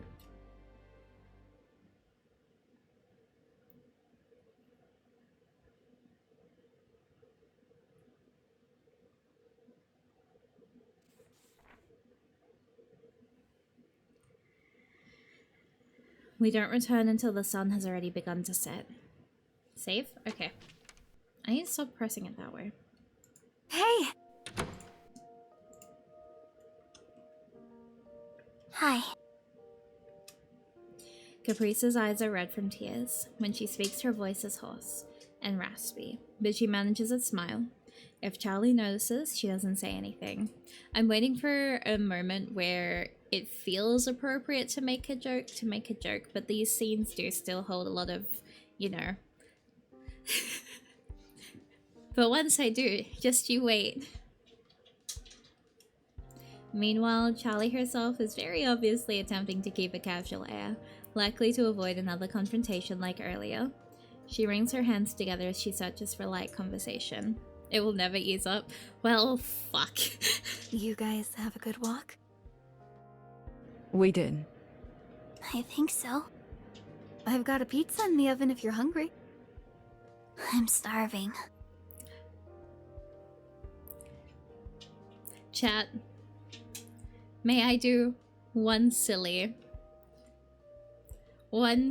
silly in these trying times? For I have been given an opportunity to be silly.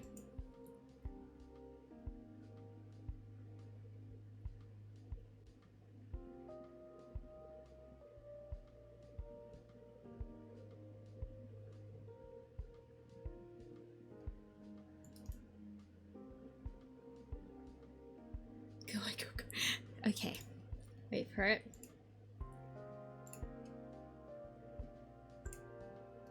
I'm cooking.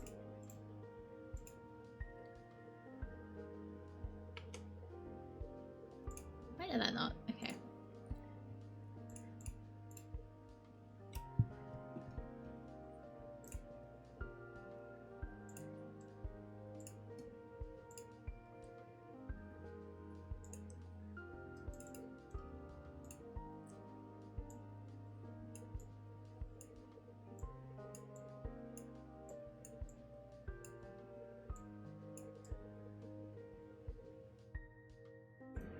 Here you go, chat. For you. Wait, that's too big. We've just cooked it. Here you go, chat. In your trying times.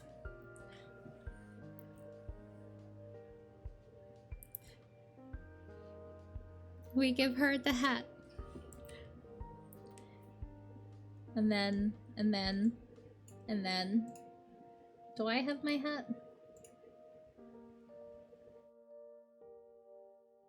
I thought you were gonna wear it. No. NBs do not want me. And fish do not psychoanalyze me. But here, a small moment of calm before we go through more emotions. Excuse you, am I here? Right, true. Okay, I take it back.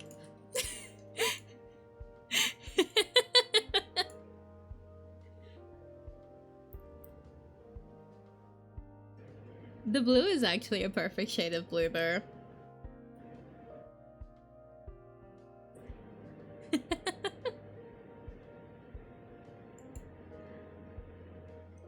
I hope that brought a small silly to everybody today. Okay. Sometimes I've been sleeping in your bed this whole time. I never forgot.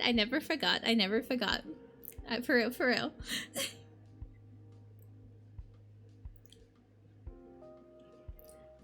Us sharing the bed every night. Oh my god. Truly something I could never ever hope to forget. That sounds great. Thanks. The three of us have a small, quiet meal together.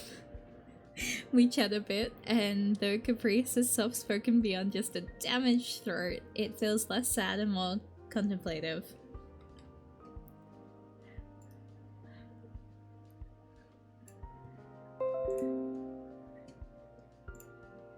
I'm sorry, that one's getting put on my fridge. Just sticking that in there. Give a mouse a silly and they'll want one bed scenario. At the pond, after the shouting and the crying, we talked for a long time, as much as she was able. Are we about to get a one-bed scenario? I just felt like a bomb waiting to explode.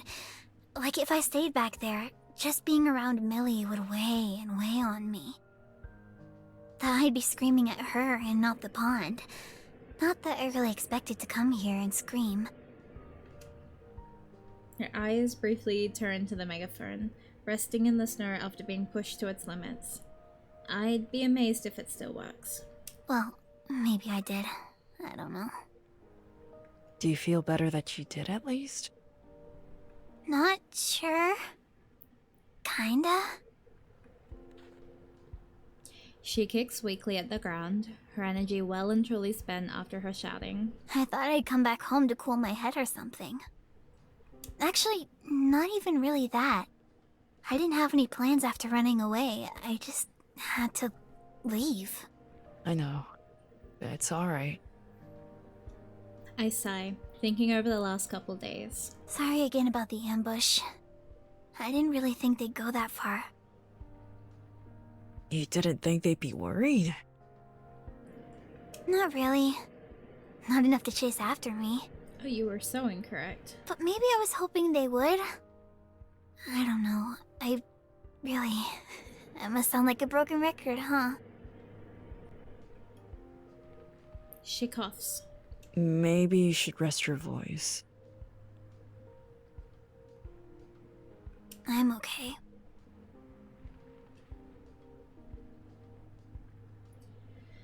As much as she tries to stifle it, a small cough sneaks its way out, immediately betraying her words.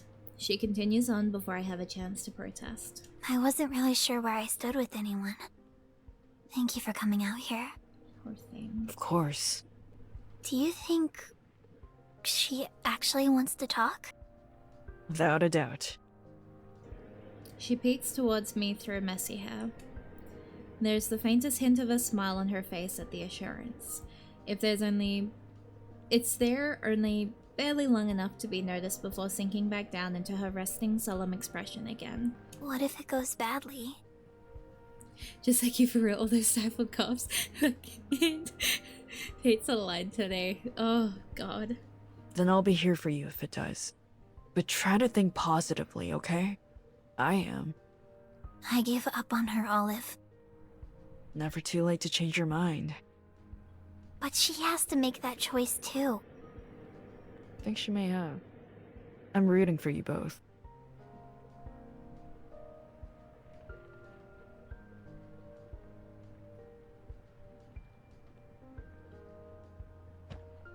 She laughs hoarsely and gives me a hug, nuzzling and kissing me. What's so funny? It's just nice to know that at the very least I always have you in my corner. It means a lot. Mari's Caprice for real. I thought, okay, but am I Caprice or am I Millie? Because, like, I'm just a weird amalgamation of both. Oh no. Because, like, me for real has been both routes. Both of them are hitting me in, like, the most insanely personal ways, and I'm just like, oh my god. You're both insane. Would that make Neki Olive? Yes, absolutely. Well, you know. What kind of media fan are you if you don't model your entire personality on characters you enjoy? My kin list is looking so funny. It's Millie, Caprice, Aspen. I wanted to make a joke and be like, ah yeah, my kin list has risk a second. I was like, oh, I cannot make that joke. That gets you cancelled. We can't say that joke here.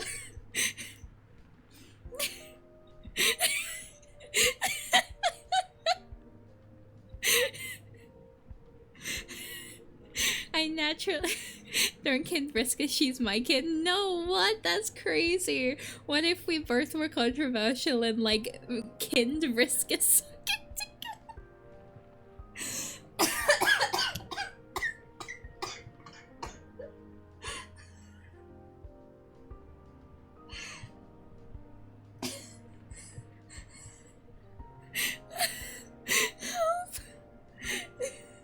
I did have a drink, wait. I'm gonna call. Give me a second.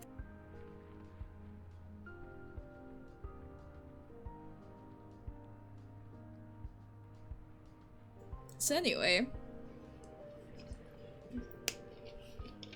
what if we both made devastating life choices because we felt cute? Oh my god, that'd be so crazy. Here's the hydrate.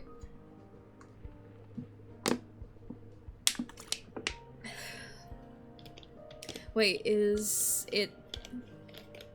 Yeah, the typing quirk is a Homestuck thing.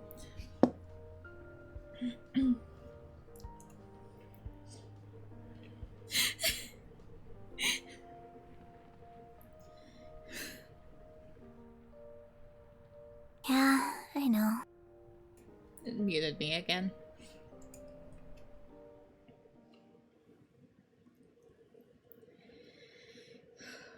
As we finish up our dinner, I start thinking about how I'll get home. My body finally remembering how exhausted I started the day. Shoot, it's getting late. I should call for a ride or something. Oh my god, no, stay the night. Wouldn't that be crazy? And before Theo tells us they were into Homestuck too. Theo. Theo, Caps, I have an important question for you both. I thought you were staying the night. It's New Year's Eve.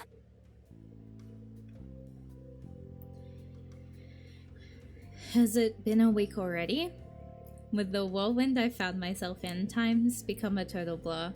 I've never read a Homestuck my entire life. You're so smart for that, Caps. That is the smartest decision you can ever make in life. Keep it that way. Yeah, literally, like Neki said, keep it that way. I wouldn't want to impose. Plus, I've got work tomorrow. I have a funny story about it, but no, I never finished it. Keyword being finished it.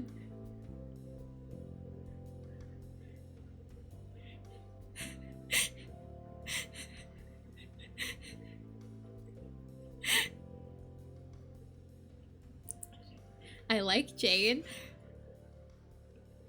That feels correct for you. Like, you saying that, I'm like, yeah, no, that makes sense. No, I can see that.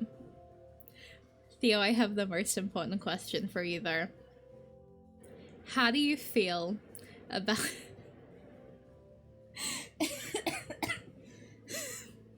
how do you feel about the Homestuck character Risk a Circuit? I could drive you out if you want.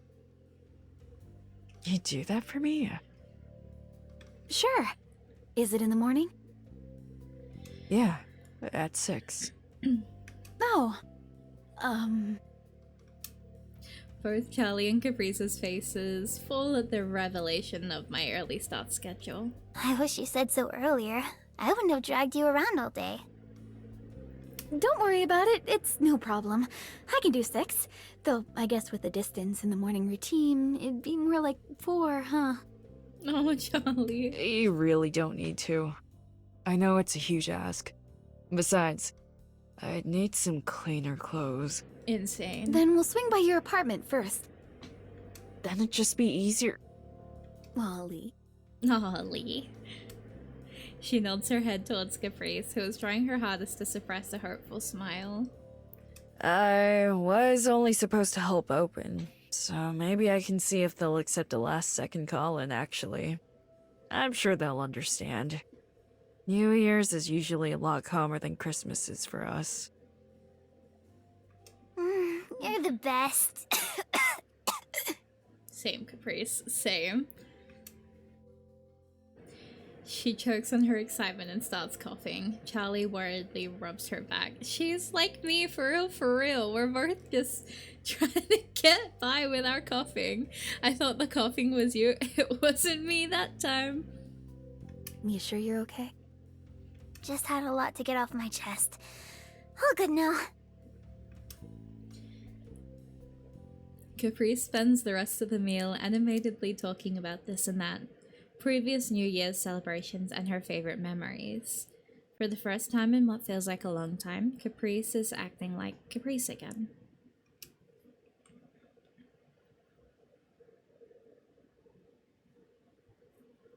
Cinder, get away from the door.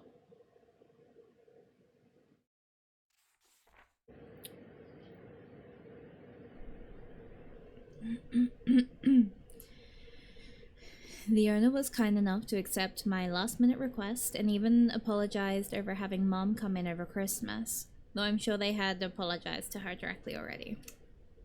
The work can be exhausting, but it's nice to feel appreciated. Caprice said as much yesterday. Even after a full night's sleep, I find myself struggling to stay awake. Yesterday felt like it lasted 100 hours, and that was before the unplanned decision to stay up till midnight for the ball drop. Thankfully, today has proven to be low energy, not something I ever would have expected in the Shifton household. Caprice and I are sunk into the couch, watching some nature documentary I can barely focus on while Charlie sits with her phone at the kitchen table. We're just getting to the part about a family of seals when Caprice's phone starts buzzing. She takes it out of her pocket through habit, and pauses when she sees who's calling. She glances towards me, a look of unease writ plainly across her face. It's Haley. Haley? Oh. I'm going to answer it. Okay. I'll be right here.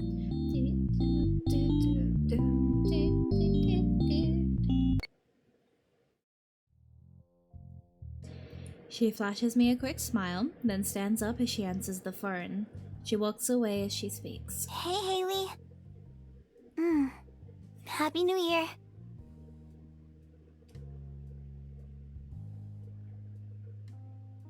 She glances back towards me and Charlie. I give her an understanding nod, and her mom mirrors the motion. Sure, I have a minute. Caprice disappears into her old room. Charlie approaches after a few seconds, arms crossed in a guarded way. I hope those girls can work it out. Me too. We all do, I think. Are you doing okay? Charlie blinks in surprise, looking caught off guard at the question. She quickly regains her composure by laughing it off. You don't need to worry about me, Olive. I appreciate the sentiment, though. It's still... I don't know.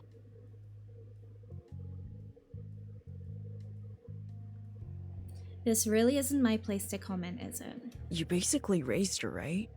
Millie, I mean. Charlie's smile falls. She mulls her response over for a bit, but settles for a nod and sad shrug. She's always been incredibly important to me. Marriage or no marriage. Sorry, I don't mean to overstep. No, it's fine. If anything, I wonder if... She either loses her train of thought, or more likely her confidence. She shakes her head, groaning a bit. It reminds me of Caprice. I'm not sure. I could never replace Aid. I would never, ever want to. I just wish I could show her how much she means to me. Something I've never considered before, really, is if Millie and Charlie have talked at all about this. Every time, it's been Caprice. Part of it has been Caprice's insistence to handle everything, but if they're as close as they must be considering the years they've shared together, I wonder if something else is happening. Have you told Millie that? I don't want to make things more difficult for her. It's already such a mess. I've been trying to show it, but... well...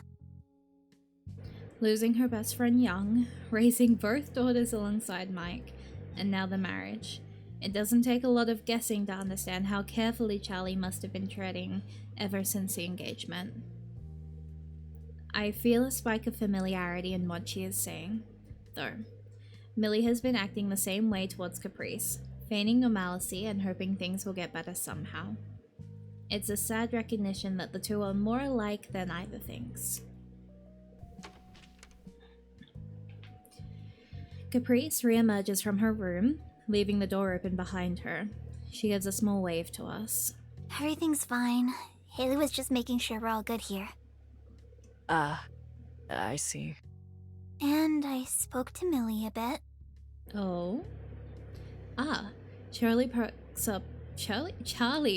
up immediately, hopeful. I'm losing my ability to read. That's good news. How was she doing? I don't know. Fine?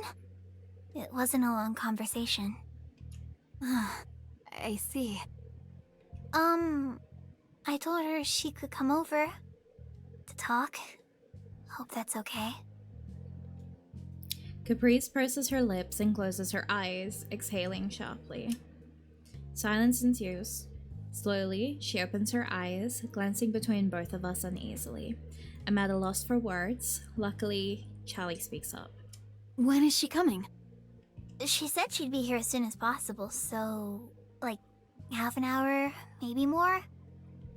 Oh, okay. Let me take a quick shower and I'll get out of your hair. Huh? No, you don't have to leave. Mixture of shock and fear laces Caprice's voice. She takes a small step forward and waves her hands, her attempt at calming her mom looking more like a desperate flail for help. Are you sure? I can't imagine it'd be comfortable talking in front of all of us. I feel a bit put on the spot, but she has a point. If this is their attempt at reconciliation, I don't want to make things awkward. What, do you think she's gonna feel outnumbered or something? Yes. As if by saying it out loud, Caprice realizes that's exactly what the concern is, and shakes her head even harder. We're not against her, right? We're all just doing our best. If she's gonna take this step, we should meet her in the middle. Her voice trembles. She grips her hands into fists, her speech just as much an attempt to steal her own resolve as ours. The only traces of the Caprice who gave up on her best friend are found in the cracks of her facade. The uncertain sigh, the glancing away, the fear that this talk will do more harm than good. For the most part, Caprice is doing what she does best, the very thing I fell for her for. Pushing along even when it's difficult because it's the right thing to do. The only difference is she is now pushing herself. I take her hand into mine to reassure her that she won't be doing it alone. Like I said, I'll be right here. Charlie gives an awkward pat on both of our arms, taking an extra second to look at her daughter with a soft expression. Of course, Caprice. I'll be here too.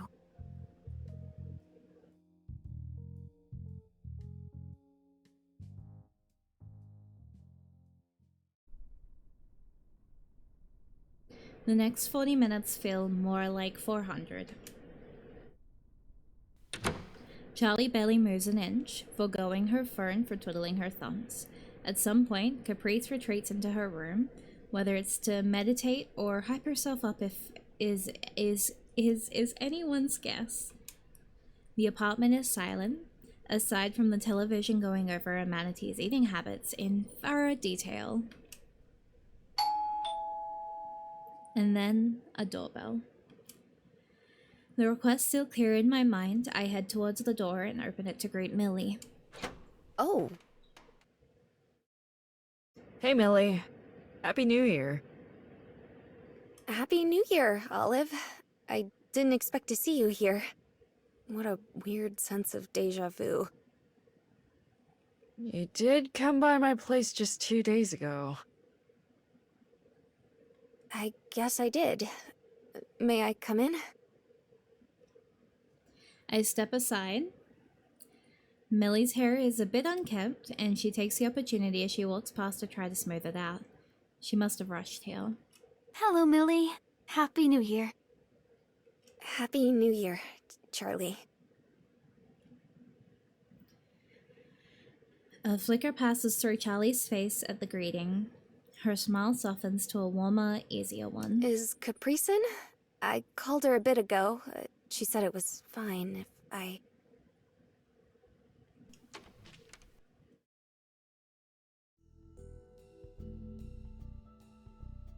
Millie trails off as Caprice exits her room, looking far more nervous than she did barely half an hour ago. Did she lose her nerve?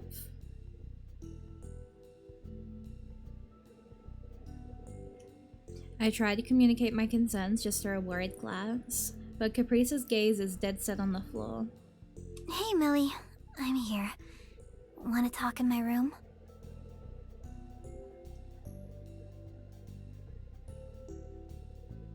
Millie's shoulders relax at seeing her, and she gives a small nod. As she walks over, Caprice looks up towards me for just a moment before continuing. Ollie can come too, right? Oh. I don't know. I was kind of hoping it would be just us two. I need them there. Caprice, it's okay. Please, Ollie? Both me and Millie exchange a look. I'm not sure what support I could provide exactly. I thought I'd be sitting on the couch and ready to jump in if things went bad. Millie gets over uncertainty before I do, and nods. Moral support, Ollie, so true. Well, alright. A small smile crosses Caprice's lips, and she beckons me over. I steal a glance towards Charlie, who watches them from her chair in the kitchen. We need Olive to be in the room so we can see the discussion. Moral support, Ollie. Wait, okay, yeah, no, that makes sense. I didn't even consider that would be a thing you would have to keep in mind.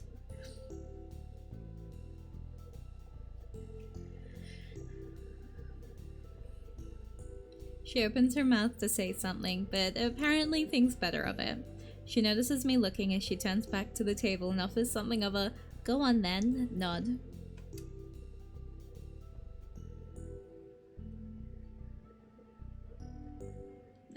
That picture of a huge tower of stuff all held up with one single block, but the block is just Ollie along.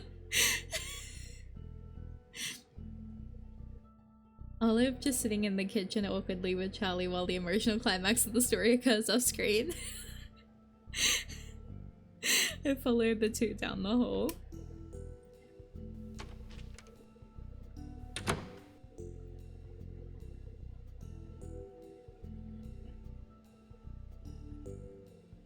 I find a spot near her desk to sit, sort of half sitting on the desk and half leaning on it. At the very least, it's out of the way compared to how the other two are. Millie stands near by the door, while Caprice sits on the bed, legs crossed. I don't have to wait long for one of them to speak up, but to my surprise, it's Millie who starts the conversation. I forgot how small your room is. You've really got to get a head start on moving, huh? I guess so. Millie's smile fades into a look of resignation. Obviously, the small talk won't go anywhere. Better to get it over with. I've been calling you and texting. I was worried about you, you know? Yeah, I know. I'm sorry, I just... She rocks a bit back, trying to figure out how to continue. When she does, her voice is a bit stronger than before. I was really mad. It's a simple statement of fact. The anger she's referring to isn't present in her voice. At least, not right now. You could have told me, though. I would have given you space. Millie tilts her head. A smile plays on her lips as if she is trying to play along, but eventually her emotions settle on confused. Are you... is that funny to you? Yeah, kind of. The energy in the room shifts. Caprice looks away, a mix of frustration and hurt causing her to bite her lip. Can you explain the joke for me? I don't get it. That's the exact thing I was afraid of, you know? Like, I didn't really need to give you a reason to avoid me, except the one time you want to talk? That's not fair, Caprice. Maybe it isn't. But do you know how much it sucks to feel like you want nothing to do with me? I'm sorry, okay? What do you want me to do? I'm not perfect. I'm not either. I just don't know when to talk to you or leave you alone, or if you even care if I'm around sometimes.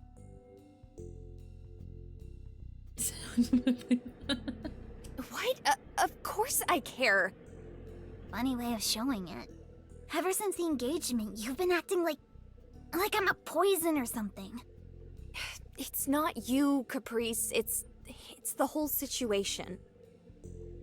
Please explain the difference, because you've been pretty actively avoiding me specifically for months now. It's like I've been banging my head against a wall trying to explain this to you. Well, try harder. Every time I think I understand, it's like you move the goalpost just to justify staying upset. Do you think I enjoy it? Do you think this is fulfilling to me? Look at it this way. Every single time I say anything is wrong at all, you try to fix it. What's so wrong with trying to make you feel better? Why do you hate it so much when I try to help? Because the way you help isn't what I need. Then tell me what you need. I don't know what that is. I just know that it's not that. Then why did you come all the way out here? Why even bother if you don't know what you want, just that it's not me? Because I'm scared of losing my best friend. Well, join the fucking club. She said fucking. They let her say fuck.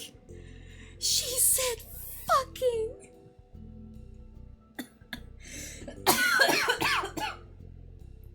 Oh my god. She got to say one fuck, and it's perfect. Join the club. Every game gets one fuck before the rating goes up, and she deserved it. That's incredible.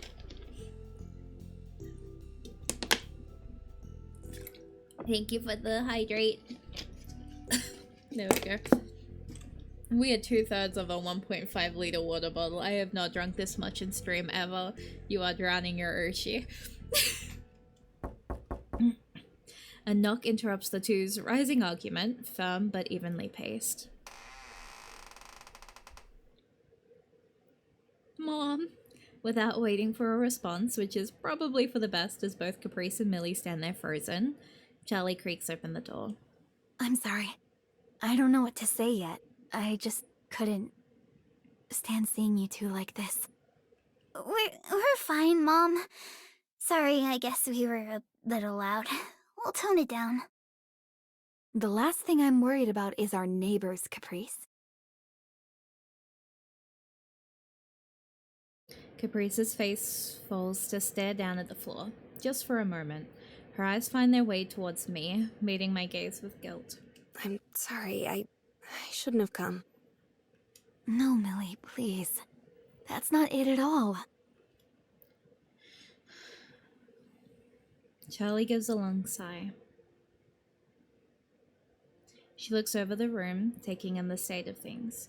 Caprice is somewhat curled up on the bed, Millie's hands are balled into a tight grip, and I'm still off to the side, attempting to give as much space as I can. Are you comfortable standing? Oh,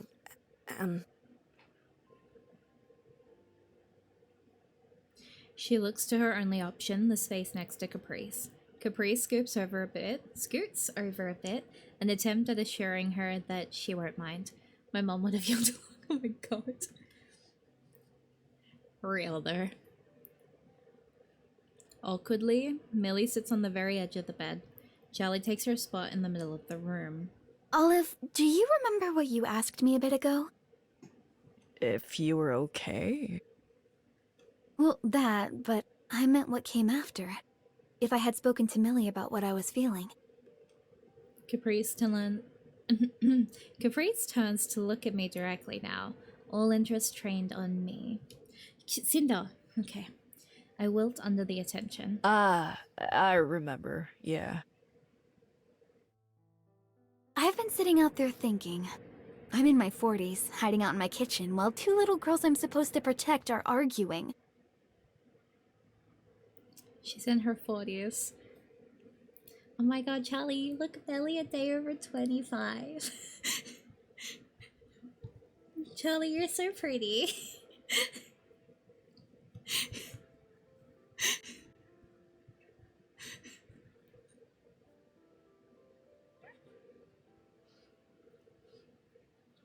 Twirling my hair like, oh my god, Charlie, you're in your 40s? Oh my god. That's crazy. Oh, not much older than Mari. Hey!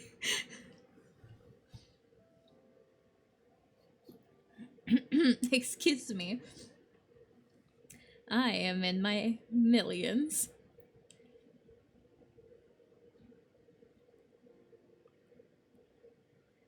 Man, that just reminds me of that one time. A most insane segue. I will never forget in Pokemon Sun and Moon when Lusamine turns around and is like, "Oh, sweetie, I'm over 40." And I remember just taking a moment and just being like, "Oh, I like old women now, huh?" You're in your millions while you don't look a day over 70. Oh my god, thank you. Alright. Yeah, that scene may have my text. Oh boy, not Lusamine. Oh, absolutely Lusamine. She told me she was over 40 and I went, it's over for me now. I love moms.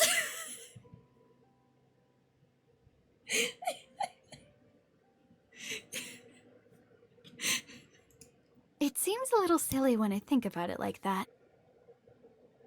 And then Kagita existed and that was it for me.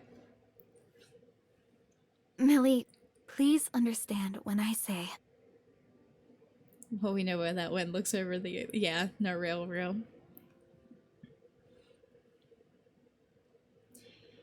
She wavers in her confidence. Taking a breath, she begins again, but not before she takes a step forward. I love you both with all of my heart. I am so sorry that I haven't reached out to you when I should have. Listen, I am a Cynthia stan, so I was like, oh, same. Kagita had my brain, like... I am so truly deeply sorry I have failed to show you that all this time. I wanted to move forward together, but I was afraid. You deserve better. No, Mom. But even still, if I could undo everything, I'd do it in a heartbeat. Charlie. I'd never be able to look at myself in the mirror again if you two cut each other out of your lives. It'd break my heart like nothing else. So I understand if your feelings haven't changed. I'd understand if they never change. But please, please, don't hold anything against Caprice. I'd never. She takes a sigh. Millie shifts, gazing downwards at her hands. I don't need you to convince me we're a family. I know that, and I never wanted you to call off the wedding. I need you all to understand it's still different for me, you know? I don't. At all. I'll never be Adelaide. Millie traces the ridges and folds of her braid, nodding silently. Yeah, you won't. But she's still... Charlie places a hand on Caprice's leg, shaking her head. She turns to Millie after. Your mom was the brightest, most loving woman I've ever had the privilege of knowing. You were her everything. I wish every single day she could be here to see the amazing woman you've grown to become. I'm so grateful I got the chance to be part of your life growing up. Nothing will ever take that away. Mike and I love each other, but I could never replace her for him. And that's fine, I wouldn't want to. He'll never replace her for me either. No one wants to forget her. We never could, even if we wanted to. The bits and pieces that get lost to time can't erase how much she means to us. How much of our hearts we lost when she passed. Nikki. In the short time I've known her, Charlie has always been more mellow and reserved than Caprice. But it was impossible to really comprehend the weight she has been carrying around this entire time. I can't see her expression well from where I am, but suddenly Millie stands up from the bed. She's trembling. Shock and fear quickly wash over Charlie's face at the motion. I can only guess how many worries are shooting through her mind over what she said or didn't say right. Millie takes a breath. I'm sorry too. Her voice cracks. Charlie reaches out and pulls her into a hug as Millie begins to cry. I feel so out of place. I want to get out, give these three some privacy. I stand up, but as I do, I notice Caprice. On the bed alone, as Charlie rubs Millie's back, Caprice cries too. The emotion from the room is overwhelming, but when I see that, any feelings of being out of place are immediately shoved aside as I go over to her side and pull her into a hug of my own. She cries into my shoulder quietly as Millie continues speaking, muffled in Charlie's arms. I've missed you a lot too, but I really thought you would hate me after all of this. No, Millie, no. Never. The cries subside just long enough for Millie to glance over at me and Caprice. Seeing Caprice is unable to look up, she makes eye contact with me directly. I understand immediately. I rub Caprice's back and take her hand, speaking in a hushed whisper. Hey, What? I think Millie wants you. Really? Really, really. Come on. I stand up, offering Caprice myself as support to lean on, as she lifts off the bed. She leans on me for the 3 steps it takes to reach her family. Caprice, I don't remember her. Not really, and I'm sorry I don't because maybe I could understand you better. But I care about you. I didn't mean to... I mean, I was trying to cheer you up. That's all. I wanted you to be happy. I didn't do it the right way, but that's why. I tried everything, thinking maybe the next thing would magically solve all our problems. I thought if you could just be as excited about the wedding as I am, we wouldn't need to fight anymore. I'm sorry. Caprice grips my hand as she speaks, so tightly I think both of our knuckles turn white. As she finishes, her grip loosens, she turns away towards me. I give her hand 2 quick squeezes. She glances up to me, her eyes shielded by her wispy bangs. I try to guide her gaze with my own, back towards her family. One more little push. Aren't you going to meet her halfway? Oh. I should, shouldn't I? I'll be right here. Promise? I do.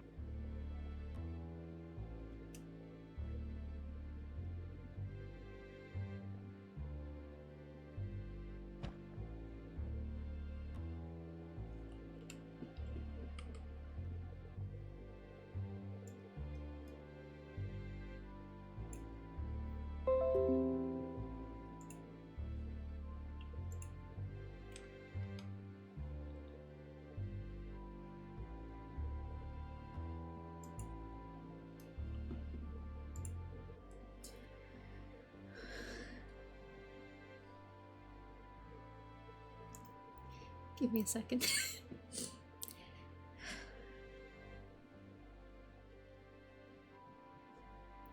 Caprice manages a small smile at that. She lets go of my hand, takes one more step, and goes the full distance, running into Millie and Charlie, wrapping her arms around them. Any semblance of composure quickly falls away as the 3 collapse into a hug.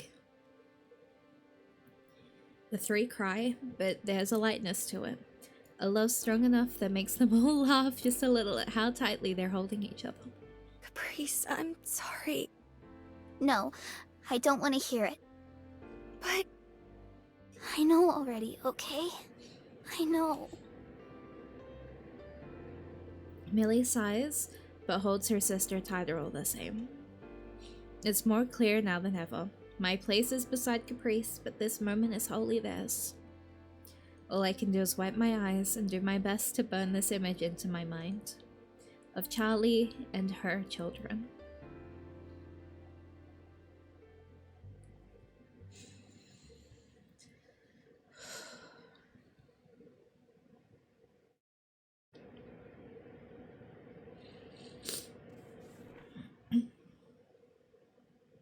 Good meeting, everyone. Adjourned. And with that, the first art club meeting of the final semester concludes. It was as if the winter break never even happened. No one missing a beat in their usual routine. Save? Okay.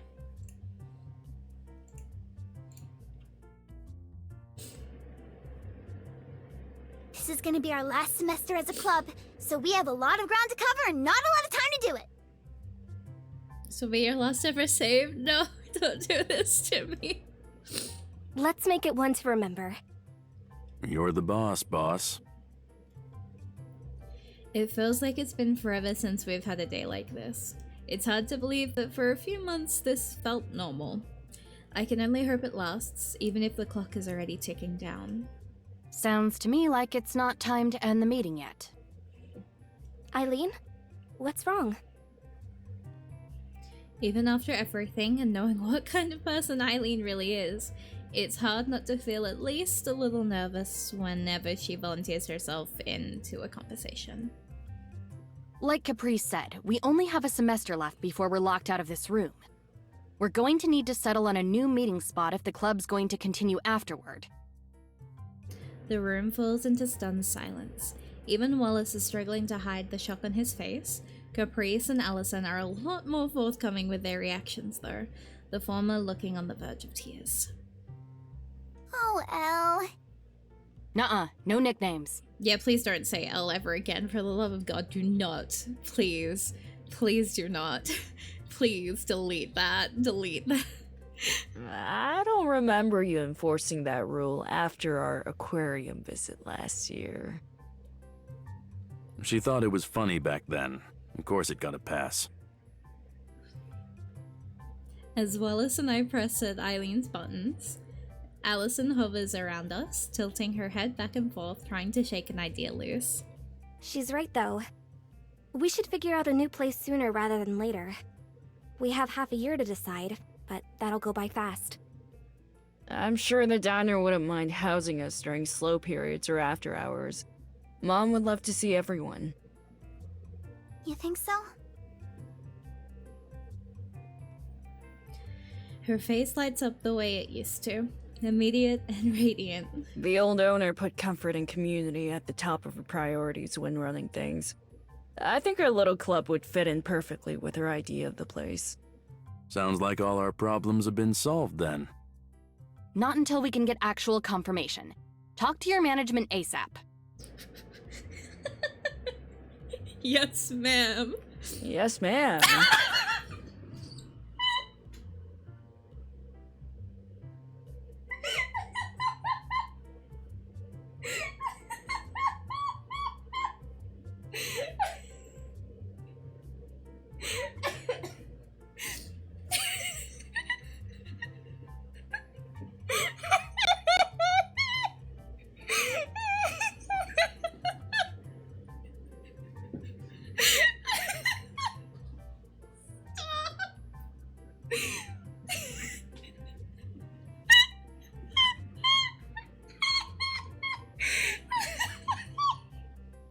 I need to stop commenting before I hit the next button. I swear to God. It's fine. Okay, in that case, the meeting is now adjourned. For real this time.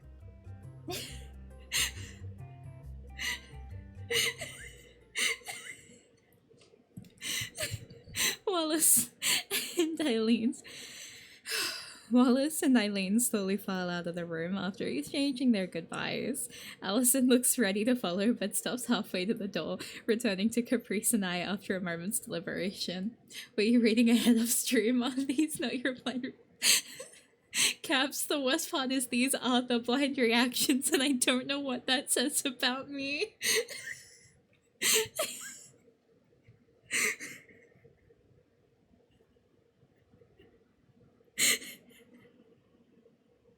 The amount of times that has happened is insane.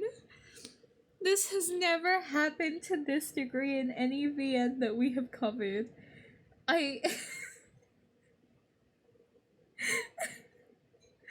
Oh my god. Oh my god. Okay, I'm good. Hey, Olive. Yes, Allison, what's up? Even if the call was meant for me, it seems to have done an equally good job of attracting Caprice's attention, tilting her head up from the bag she was in the middle of packing up. What's up? I don't know if you remember, but I told you way at the start that I liked our small club just the way it was.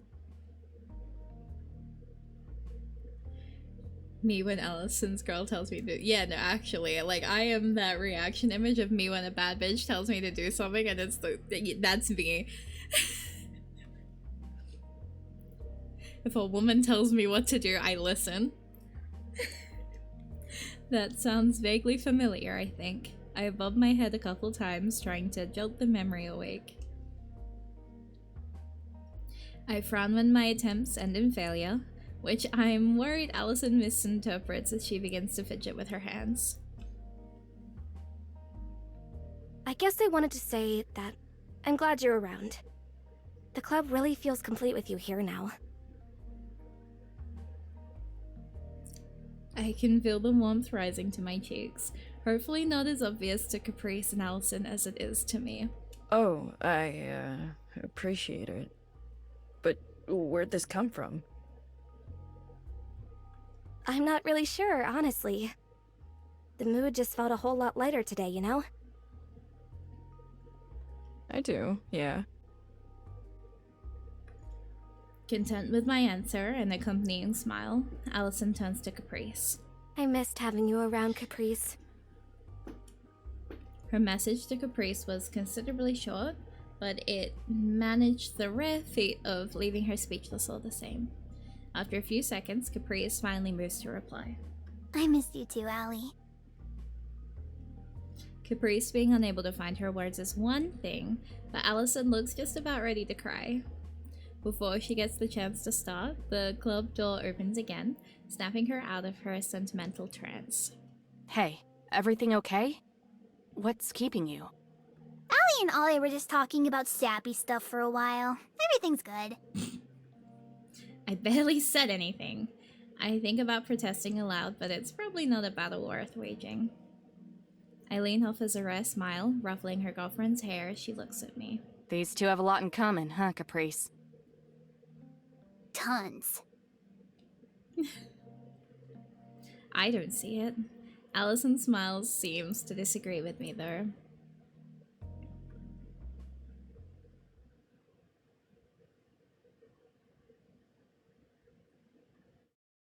Not long afterward, the room is finally empty, leaving just Caprice and I to idly pack away our things and quietly enjoy each other's company.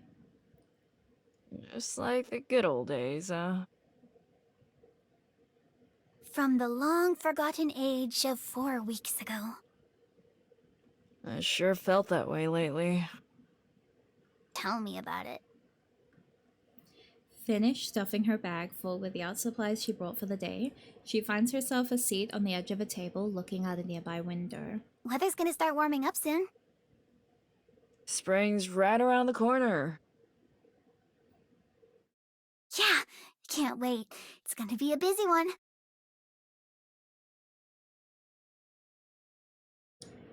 She starts kicking her legs back and forth, occasionally grazing the chair tucked in underneath the desk. Are you gonna stop riding the trolley to campus once the snow's gone? Aww. I, hadn't really thought that far ahead, really. I mean, it's not like I've ever had a reason to keep riding in the warmer weather till now. Right, yeah. I was thinking, though. I had just done some upkeep on my bike before the winter hit. Your one-seater bike? I think we could work something out. If you don't mind holding on. Okay, that's cute. Caprice's eyes sparkle at the prospect. The door opening behind us seems to catch us both by surprise, turning around in unison to get a good view of our visitor. Yes! Turns out— oh, you got the glasses! It turns out we have two. Half of the school's riding club. Yo. Afternoon, you two. First day of classes treat you well? You know how it is. Just throwing class syllabuses around and then shooing us out the door. I'm chewing on her. I love her Oh. so much. Nice glasses, by the way.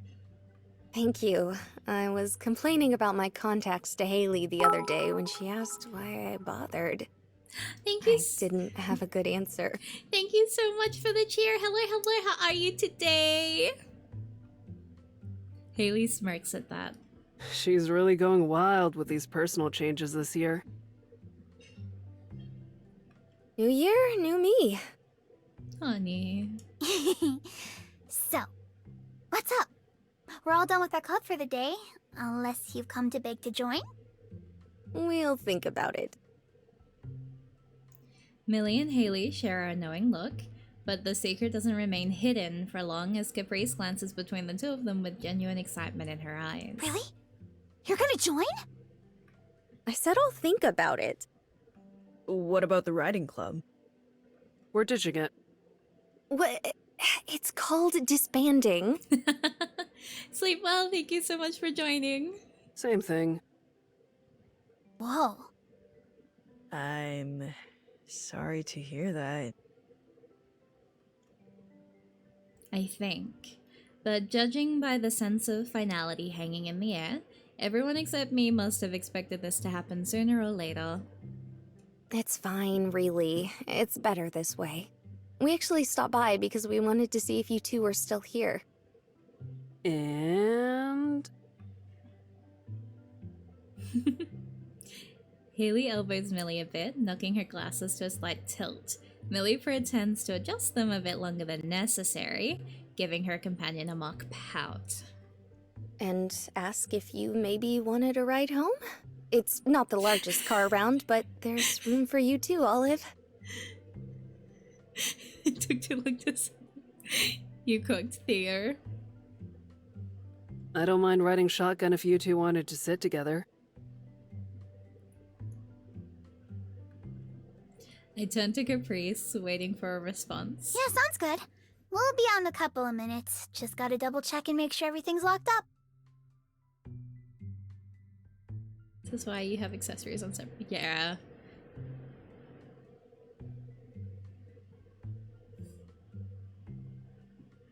Okay, just don't keep us waiting long. We've still got dinner plans, right?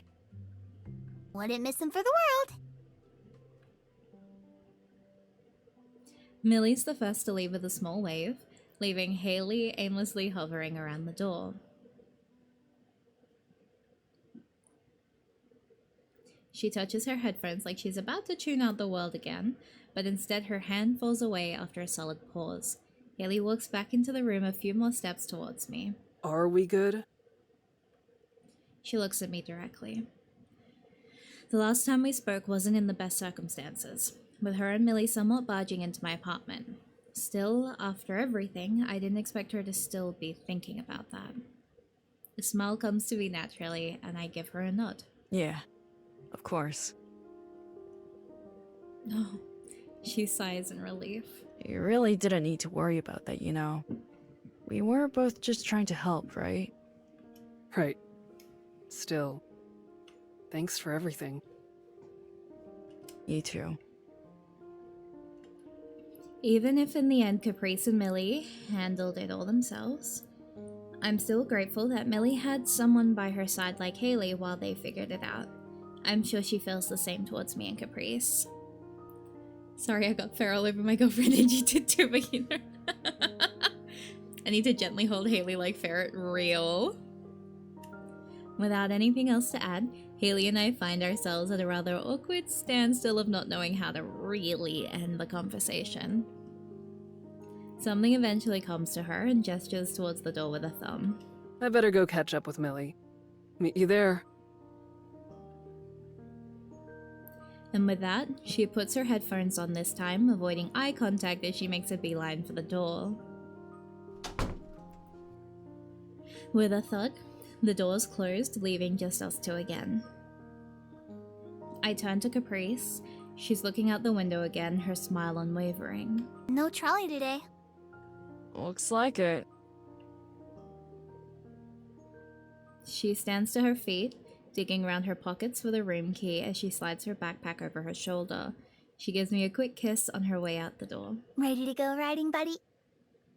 Lead the way.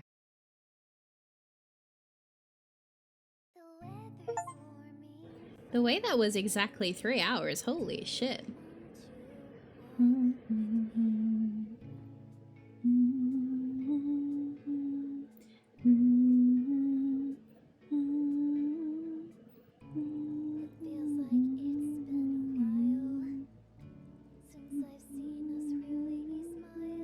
Oh, that's cute.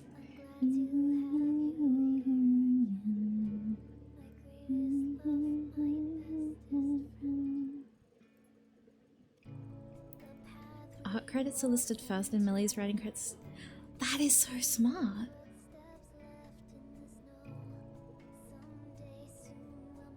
Oh my god.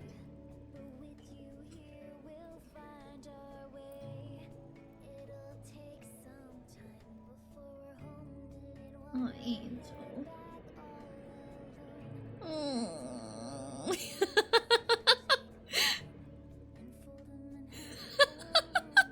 I love them.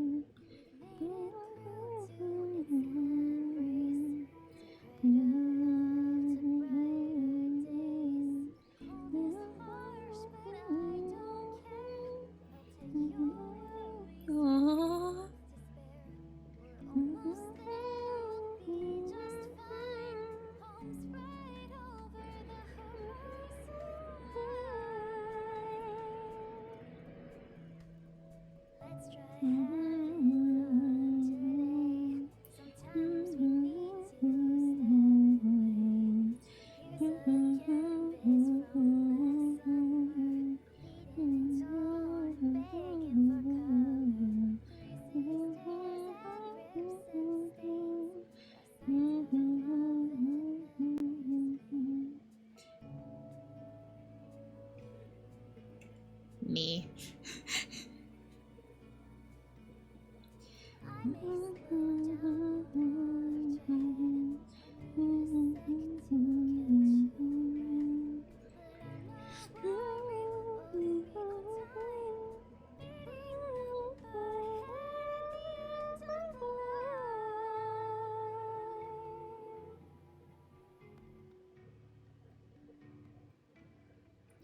Wait, I have a question.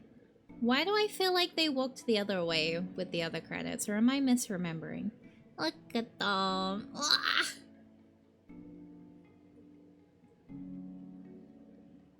Remember correctly. Okay, cool. Because I was watching that the entire time and I was like, this feels like it's the opposite.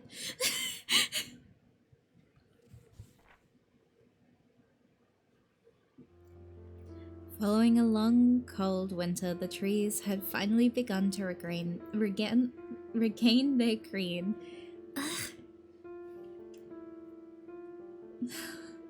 An image underneath the pleasantly warm sun. Why am I getting emotional over this image? Wait, what's wrong with me? Underneath the pleasantly warm sun, Charlie and Mike said their vows. After a year of heartbreak and strife leading up to this moment, it was over in an instant, punctuated by a modest applause and why am I crying over seeing this? What is happening? Wait, give me a second. She looks so beautiful, actually. She's so beautiful. Yeah, that's our parents. Let's go. Oh my god. No, I'm fine. I don't know why I'm getting emotional. Hydrate, let's go. Yeah, let's go. Thank you.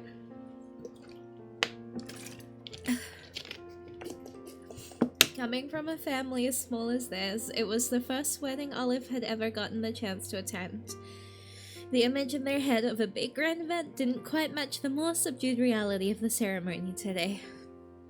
My god. And now... they're holding hands! Okay. And now Olive, Caprice, Millie, and Haley joined a handful of friends and family watching the couple share their first dance together, moving to and fro in a subtle, endearing clumsiness that could be easily mistaken for grace. They look good together. Yeah. The four huddled together, sharing whispers to themselves. Olive watched on, even as little bursts of conversation brought their attention back to their trio of friends. Despite only knowing them for a few months, this was the first time Olive had seen Mike and Charlie act this way. They no longer had good reason to hide their affection for the sake of their daughters. Clumsiness that could easily be mistaken for grace actually hits so hard, Caps. Like, you cooked with that one. I'm tucking that one away, thank you. If the two had noticed the quiet chatter, they had done a good job of hiding it. Never losing each other's eyes for even a moment, the world didn't matter to them right now. A reprieve well over a decade in the making. Caprice's smile couldn't have been wider, her body swaying gently with the music as she whisked Olive along with her, their hands intertwined. It was only when she caught a glimpse of Millie out of the corner of her eye, head down and hands clenched together in front of her, did her brilliant smile lose its luster. Hey, are you okay? The question was enough to break Millie from the trance she would have preferred to stay in. Yeah, I'm fine. You don't have to watch if you don't want. I'm sure they'd understand. No, I want to be here. Really, it's just... this is really it, huh? The end. Millie was quick to wipe her tears before they could even stop forming, determined to retain her composure. I'm gonna cry again! No! Fuck, wait. I don't think so. End of a chapter, maybe. But still part of the same book. That line hitting different right now. Yeah, it is. It really hitting different. The writing club's really rubbed off on you, huh? Haley responded with one of her usual shrugs. Unlike similar replies she had made before, this one had felt more like a deflection than a result of her apathy. Will you three stop trying to make me cry in public? Unbelievable. Just know we're here for you if you need it, okay? You've got a reliable little sister now, you know? Oh, you. As quiet as the group attempted to be, a small ripple of laughter made its way above the music anyway. Olive released their partner's hand, the sisters pulling each other into a hug. These embraces had become more common in the last few weeks, like the two had been making up for lost time. And today they held each other in both celebration of the day and support for one another. Tears pricked at Millie's eyes. Her family was all here, both found and familial, and Caprice's own tears fell silently at the joy. Charlie and Mike continued to waltz together on the dance floor. They had worn smiles all day, but those paled in comparison to the ones they had now. The last several months had been the most turbulent of Olive's life, with some of the highest highs and lowest lows. Their time as a stranger to the circle, isolated and desperate for help, felt like several lifetimes ago. In the last few months, they found themselves easily falling into a waltz of their own with Caprice. Their space in each other's world was not so much carved out as it was simply found, each step taken together bringing them a new day filled with wonder and love. Caprice reached once again for their hand. The tears she shed with Millie were beginning to dry. Olive wiped her cheek with their free hand all the same, and she rested her face against it, looking up at them. Do you want to get the next dance? Neither of them had ever danced before. More than anything.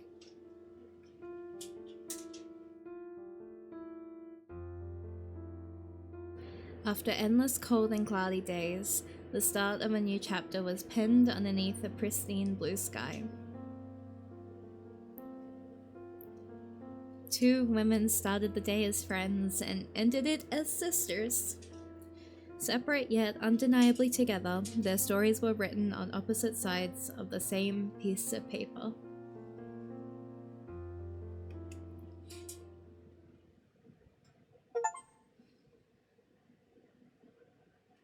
I got 2 achievements.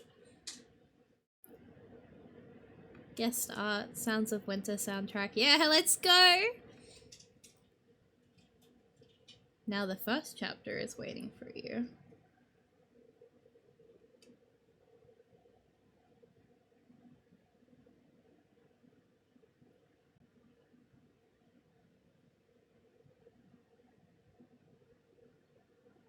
We have one more stream, y'all. Huh.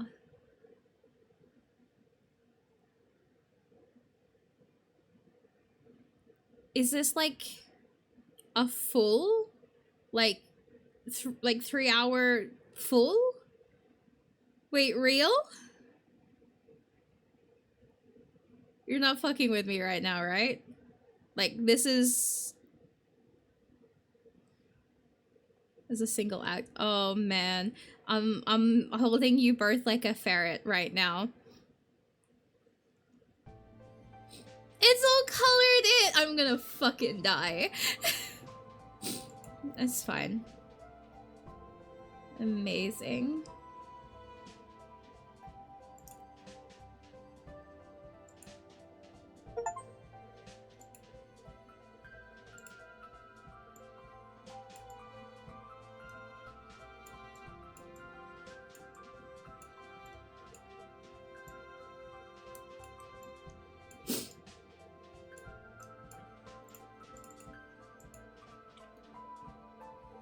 Wait. Need to...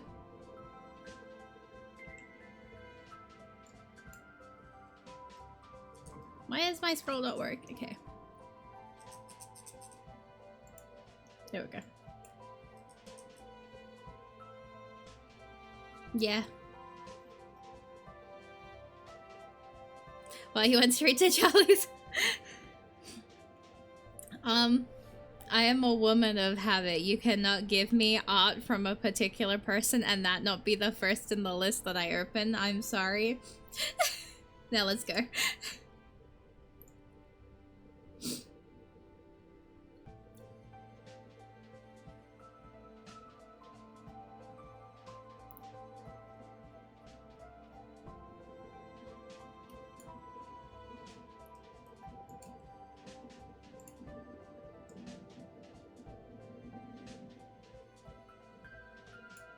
Oh my god.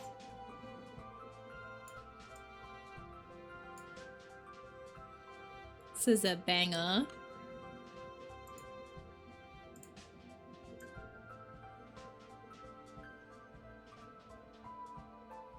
Oh, this is stunning, actually.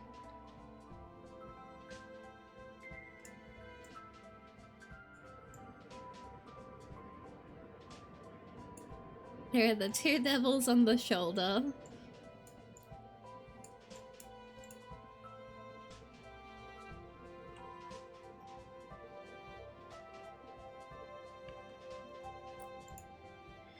Oh, yep.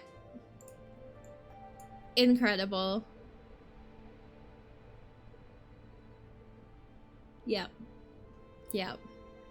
Absolutely. Okay, but they made Millie look stunning in this one. Screenshot? Okay.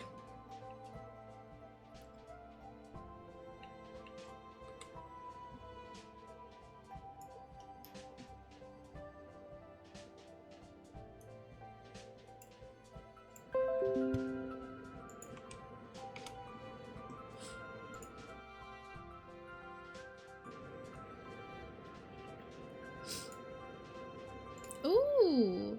Oh my god, wait. Not Mr. Mo.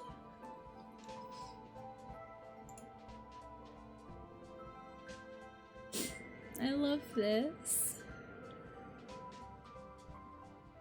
He ate.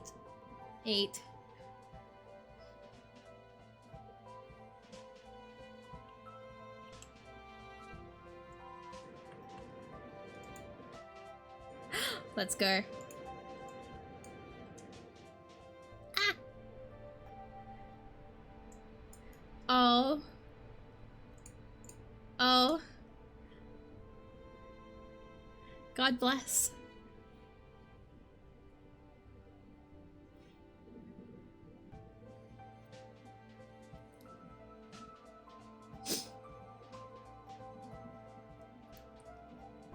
Oh my god, this is a banger, but this. I took emotional damage, but in the best way possible, please.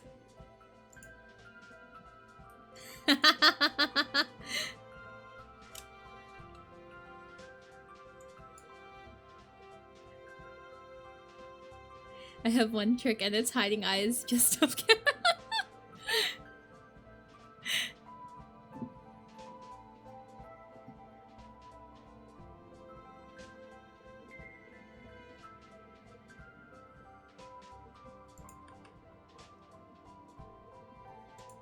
Wait a second.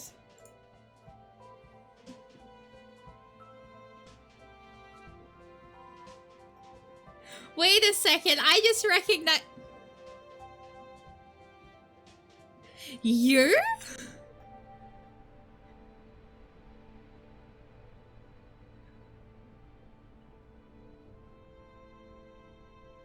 Oh my god!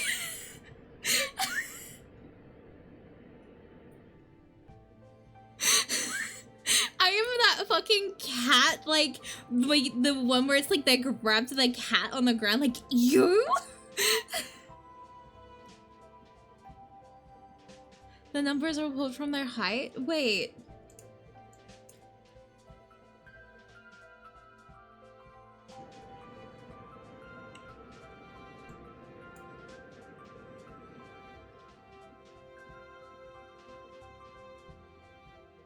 There has been secret...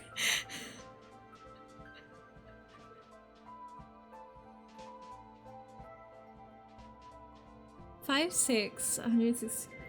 Wait, you cooked with that?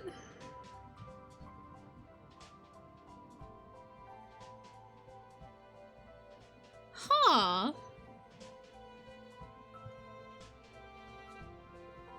1st of August 21. Huh. Okay. You cooked with the details. Give Olive a knife.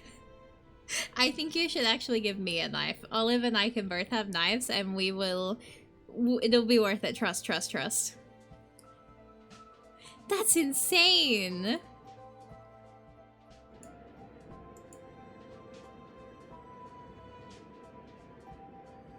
You will stay safe and make good choices with the knife? Absolutely, I will. Oh, that's stunning.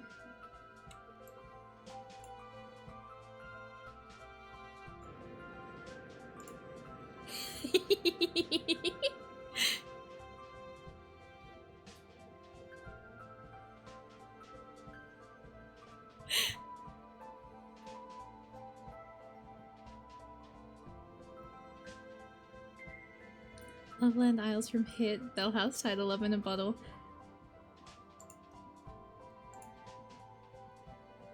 Wild.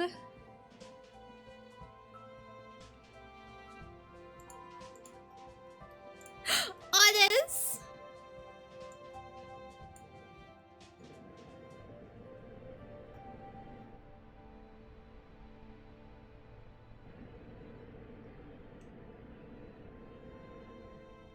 Long live the king.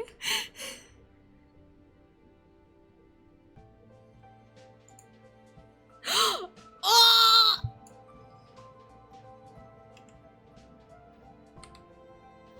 Sorry guys, this one's for me.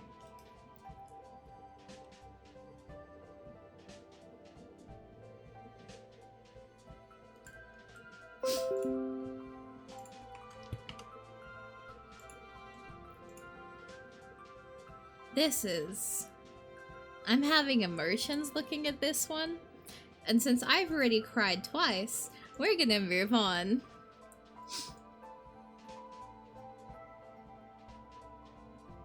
I love this. Twofold.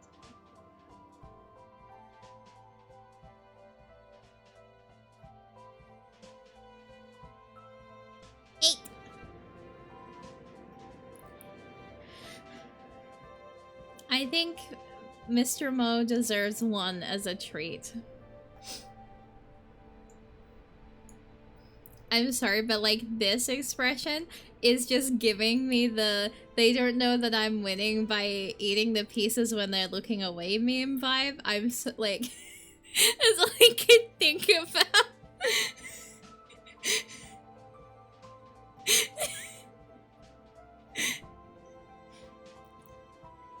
Who is the Red Queen? Oh, I've heard of that one. And then Angel.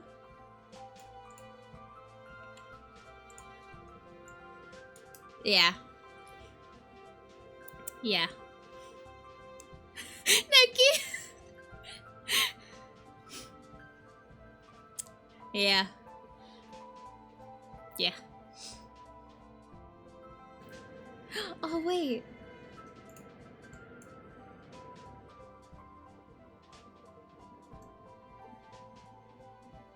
Look at them.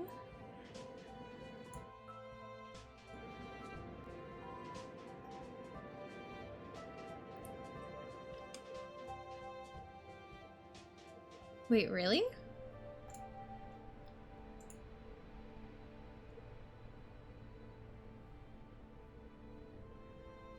Wait.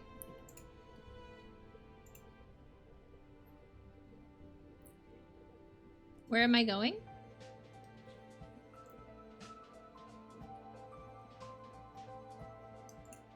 Okay. No! I go to unlocks. Okay, extras, gallery, unlocks.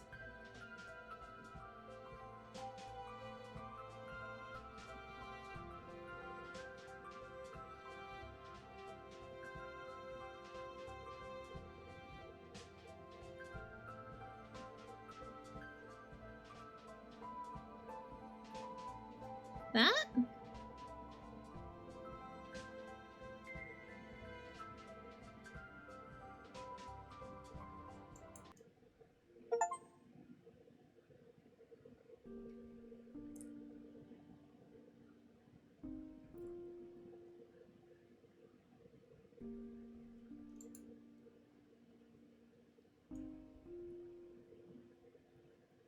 Perfect circle.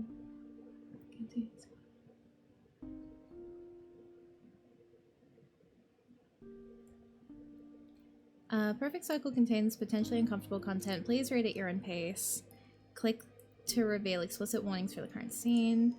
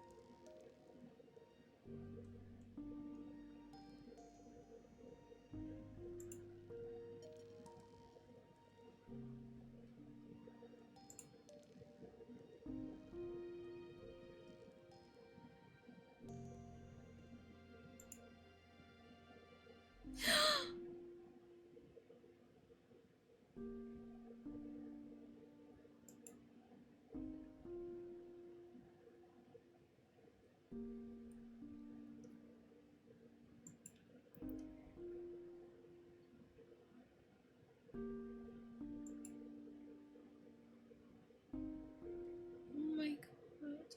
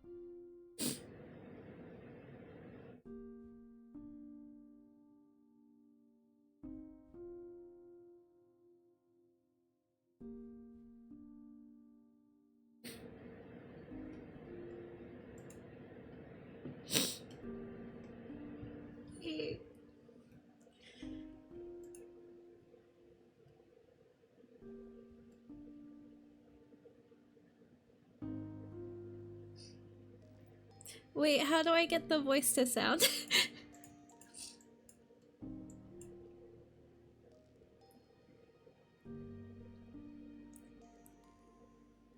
No voice preview in this? Okay, okay. Baby!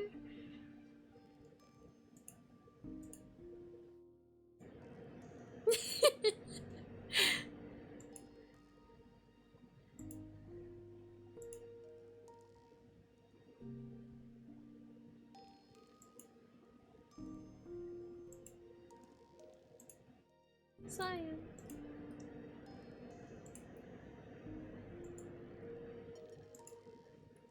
Oh, we're continuing next week. We're continuing next week. Yeah.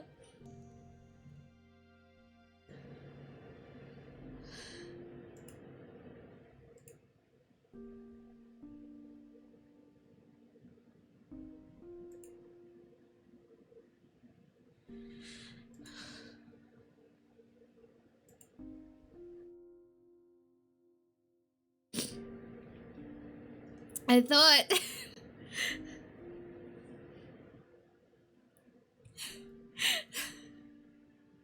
Holy shit.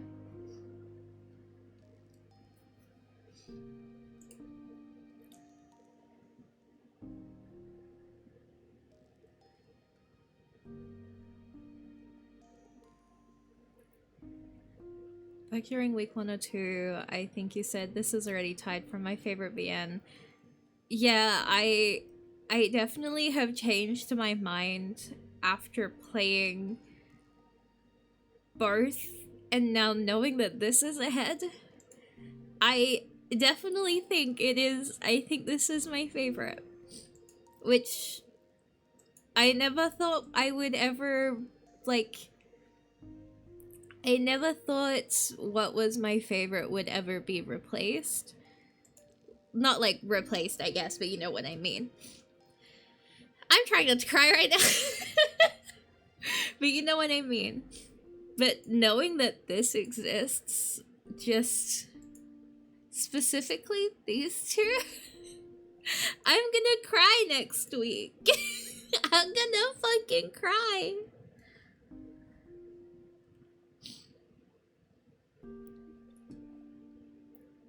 Like, I know you guys can't see the full dialogue at the bottom, but like,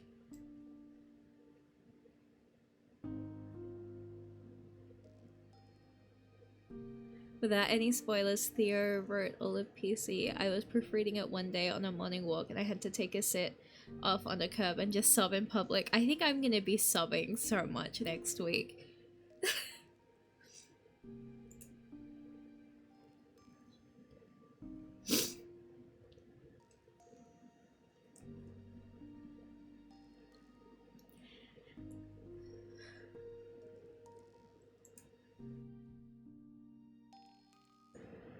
Okay, yeah, it's gonna be insane. Hydrate. Yep, smart. Thank you for the hydrate.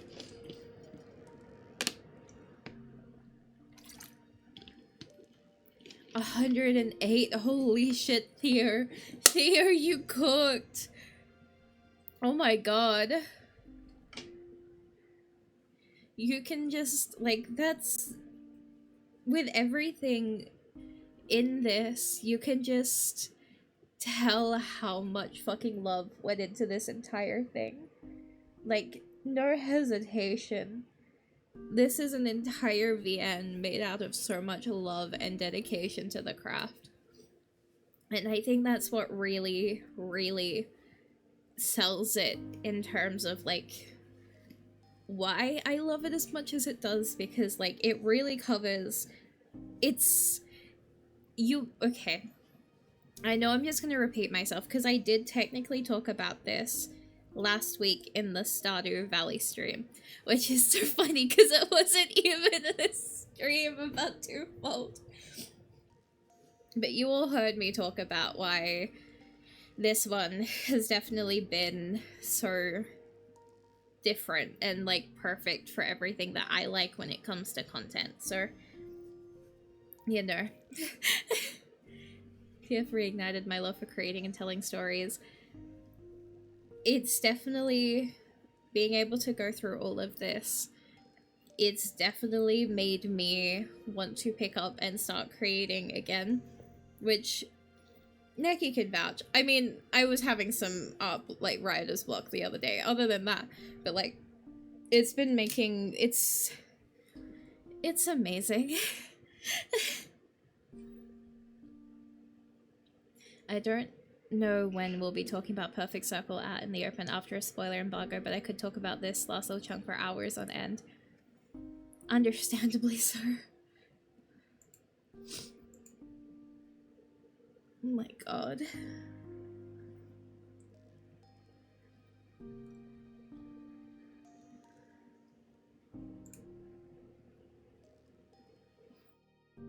Yeah, this one. I think this one's gonna have me sobbing.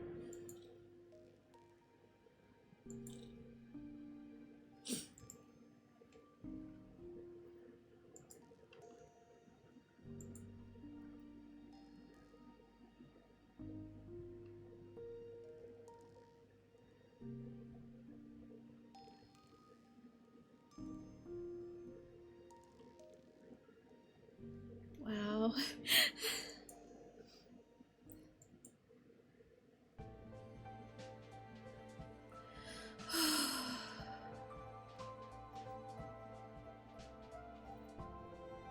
Honestly, I was stressing about you not liking Caprice. Wait, I need to put...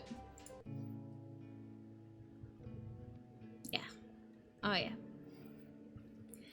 I was stressing about you not liking Caprice's path at all once you fell so in deep with Millie. I'm sorry to scroll to say, but when you start crying near the end, it was such a massive relief. I will say, I think I definitely lucked out in the way that I did Millie's route first, because I don't think I would have enjoyed Millie's route otherwise. Out of just sheer anxiety, I would have gone into like avoidance, knowing that, like, you know, what I'd have to go through on Millie's side in that one scene. So I think I was lucky that I got like fucking decked in the face with that one first.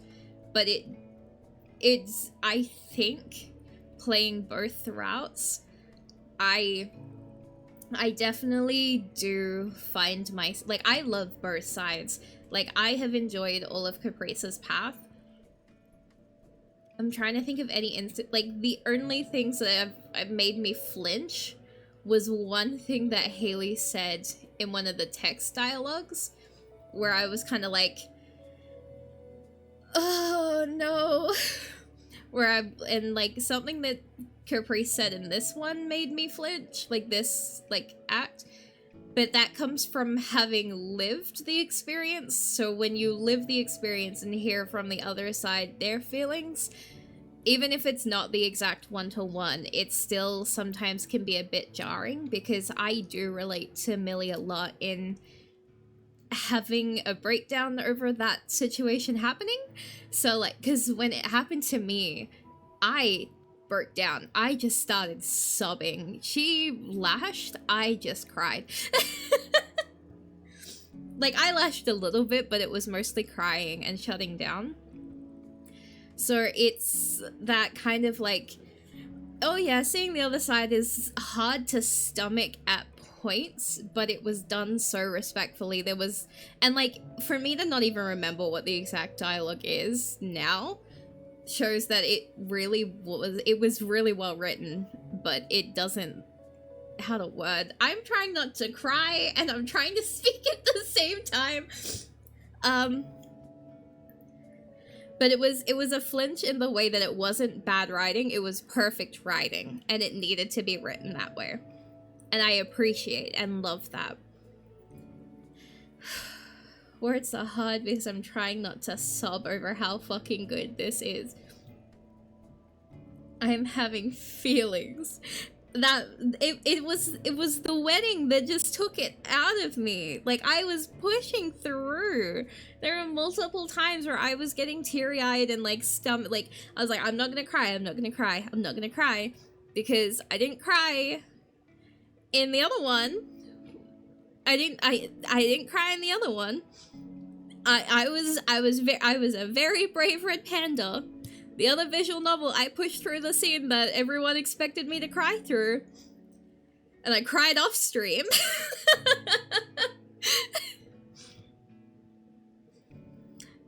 But this one has, like, after the Millie route, I remember just logging off and just crying.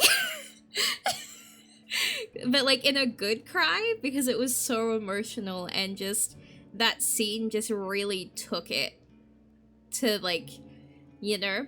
So I remember, like, getting very cryy over that.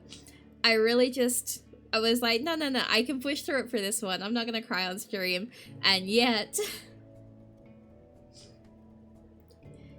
PC might be a play and stop stream type of ending as a warning. Oh boy.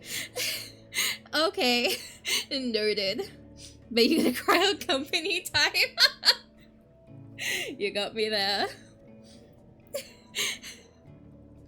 Oh my god. Please, a Just Talking stream where Mari talks about Twofold. I feel like it would just be me rambling over and over about the same things.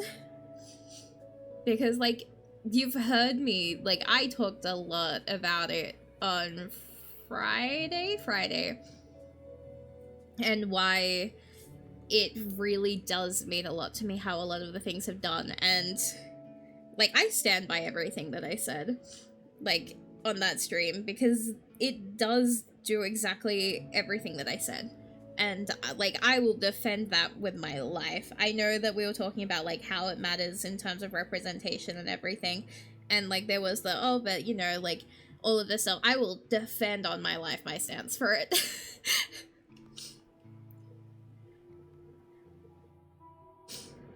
Let me guess, I want to gush. It's just a stream where Theo and I are like in a VC gushing about how much we love this. It's so real, actually.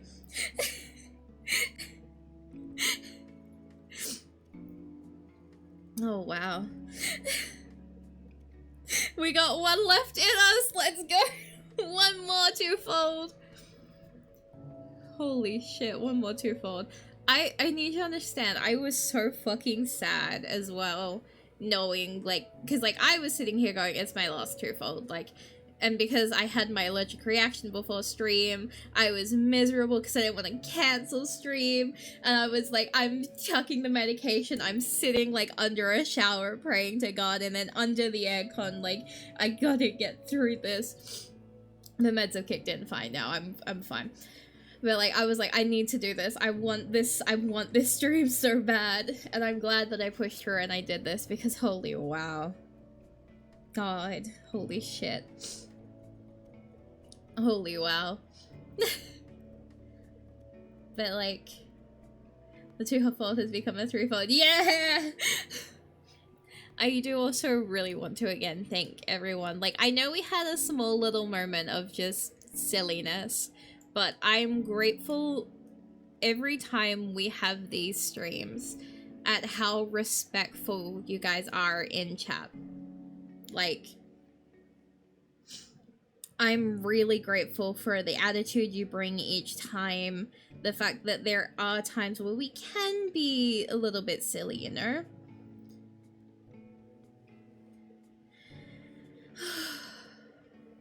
Don't be origami if there is enough. Oh my god. I will wake up like 3 hours early for the PC stream if I have to. I won't miss next week for the VOD. I'm so excited. Like, oh my god. Mari and Theo just gushing and brain running over this. I'd love to listen, please. It'll be the most iconic moment ever. Because I'll just end up crying over how much I love this. I'm so excited for next week, actually. Like, I'm actually genuinely relieved. Like, I'm so happy there's one more. And, like, I'm coming back to it. Like,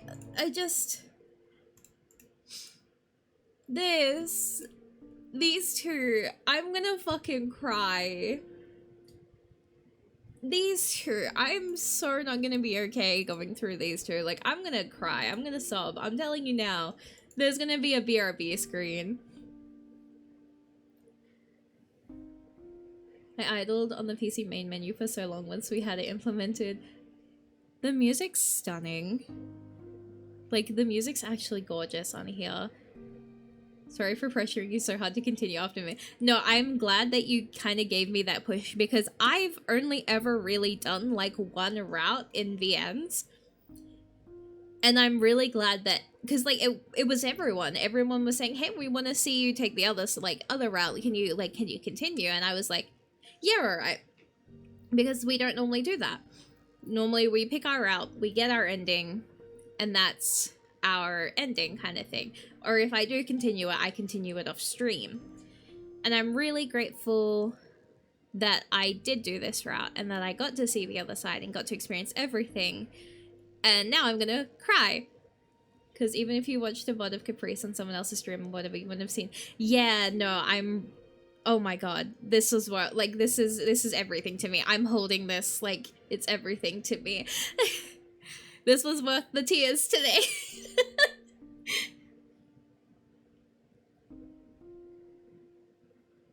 This one's really done well, both sides that you really, yeah, like, this is definitely one that I would scream at anyone to do both sides.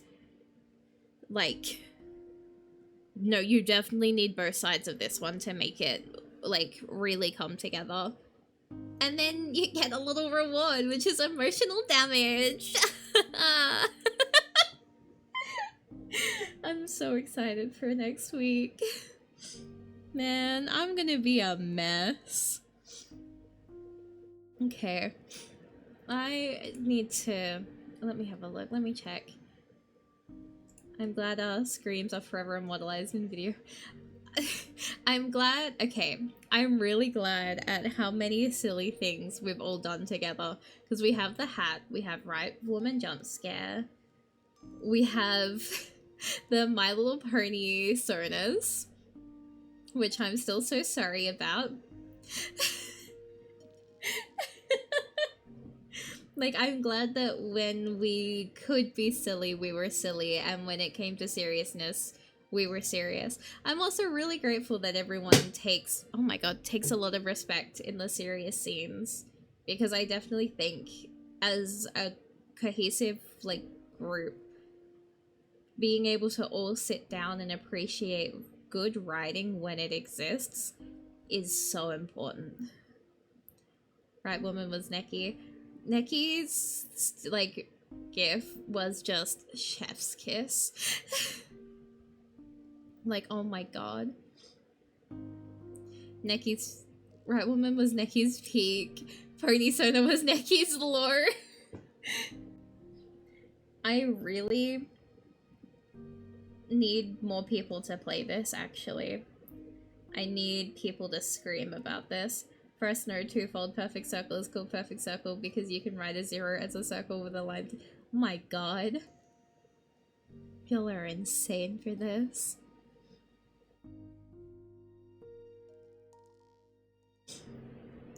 I really feel like doing both routes makes you really feel empathetic towards both. Yeah, no, it definitely does. Like, I do, unfortunately, like, I still do find myself leaning more towards Millie on, like, the personal side, but I do really feel empathetic towards both perspectives and how their stories continue. Millie's got me by the throat.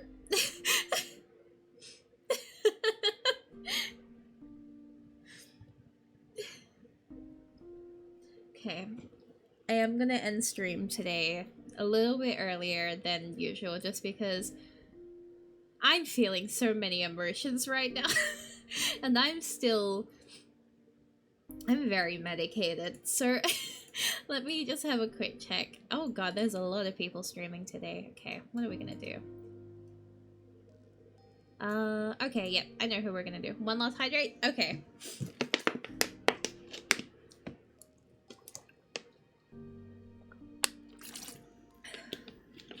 Alrighty.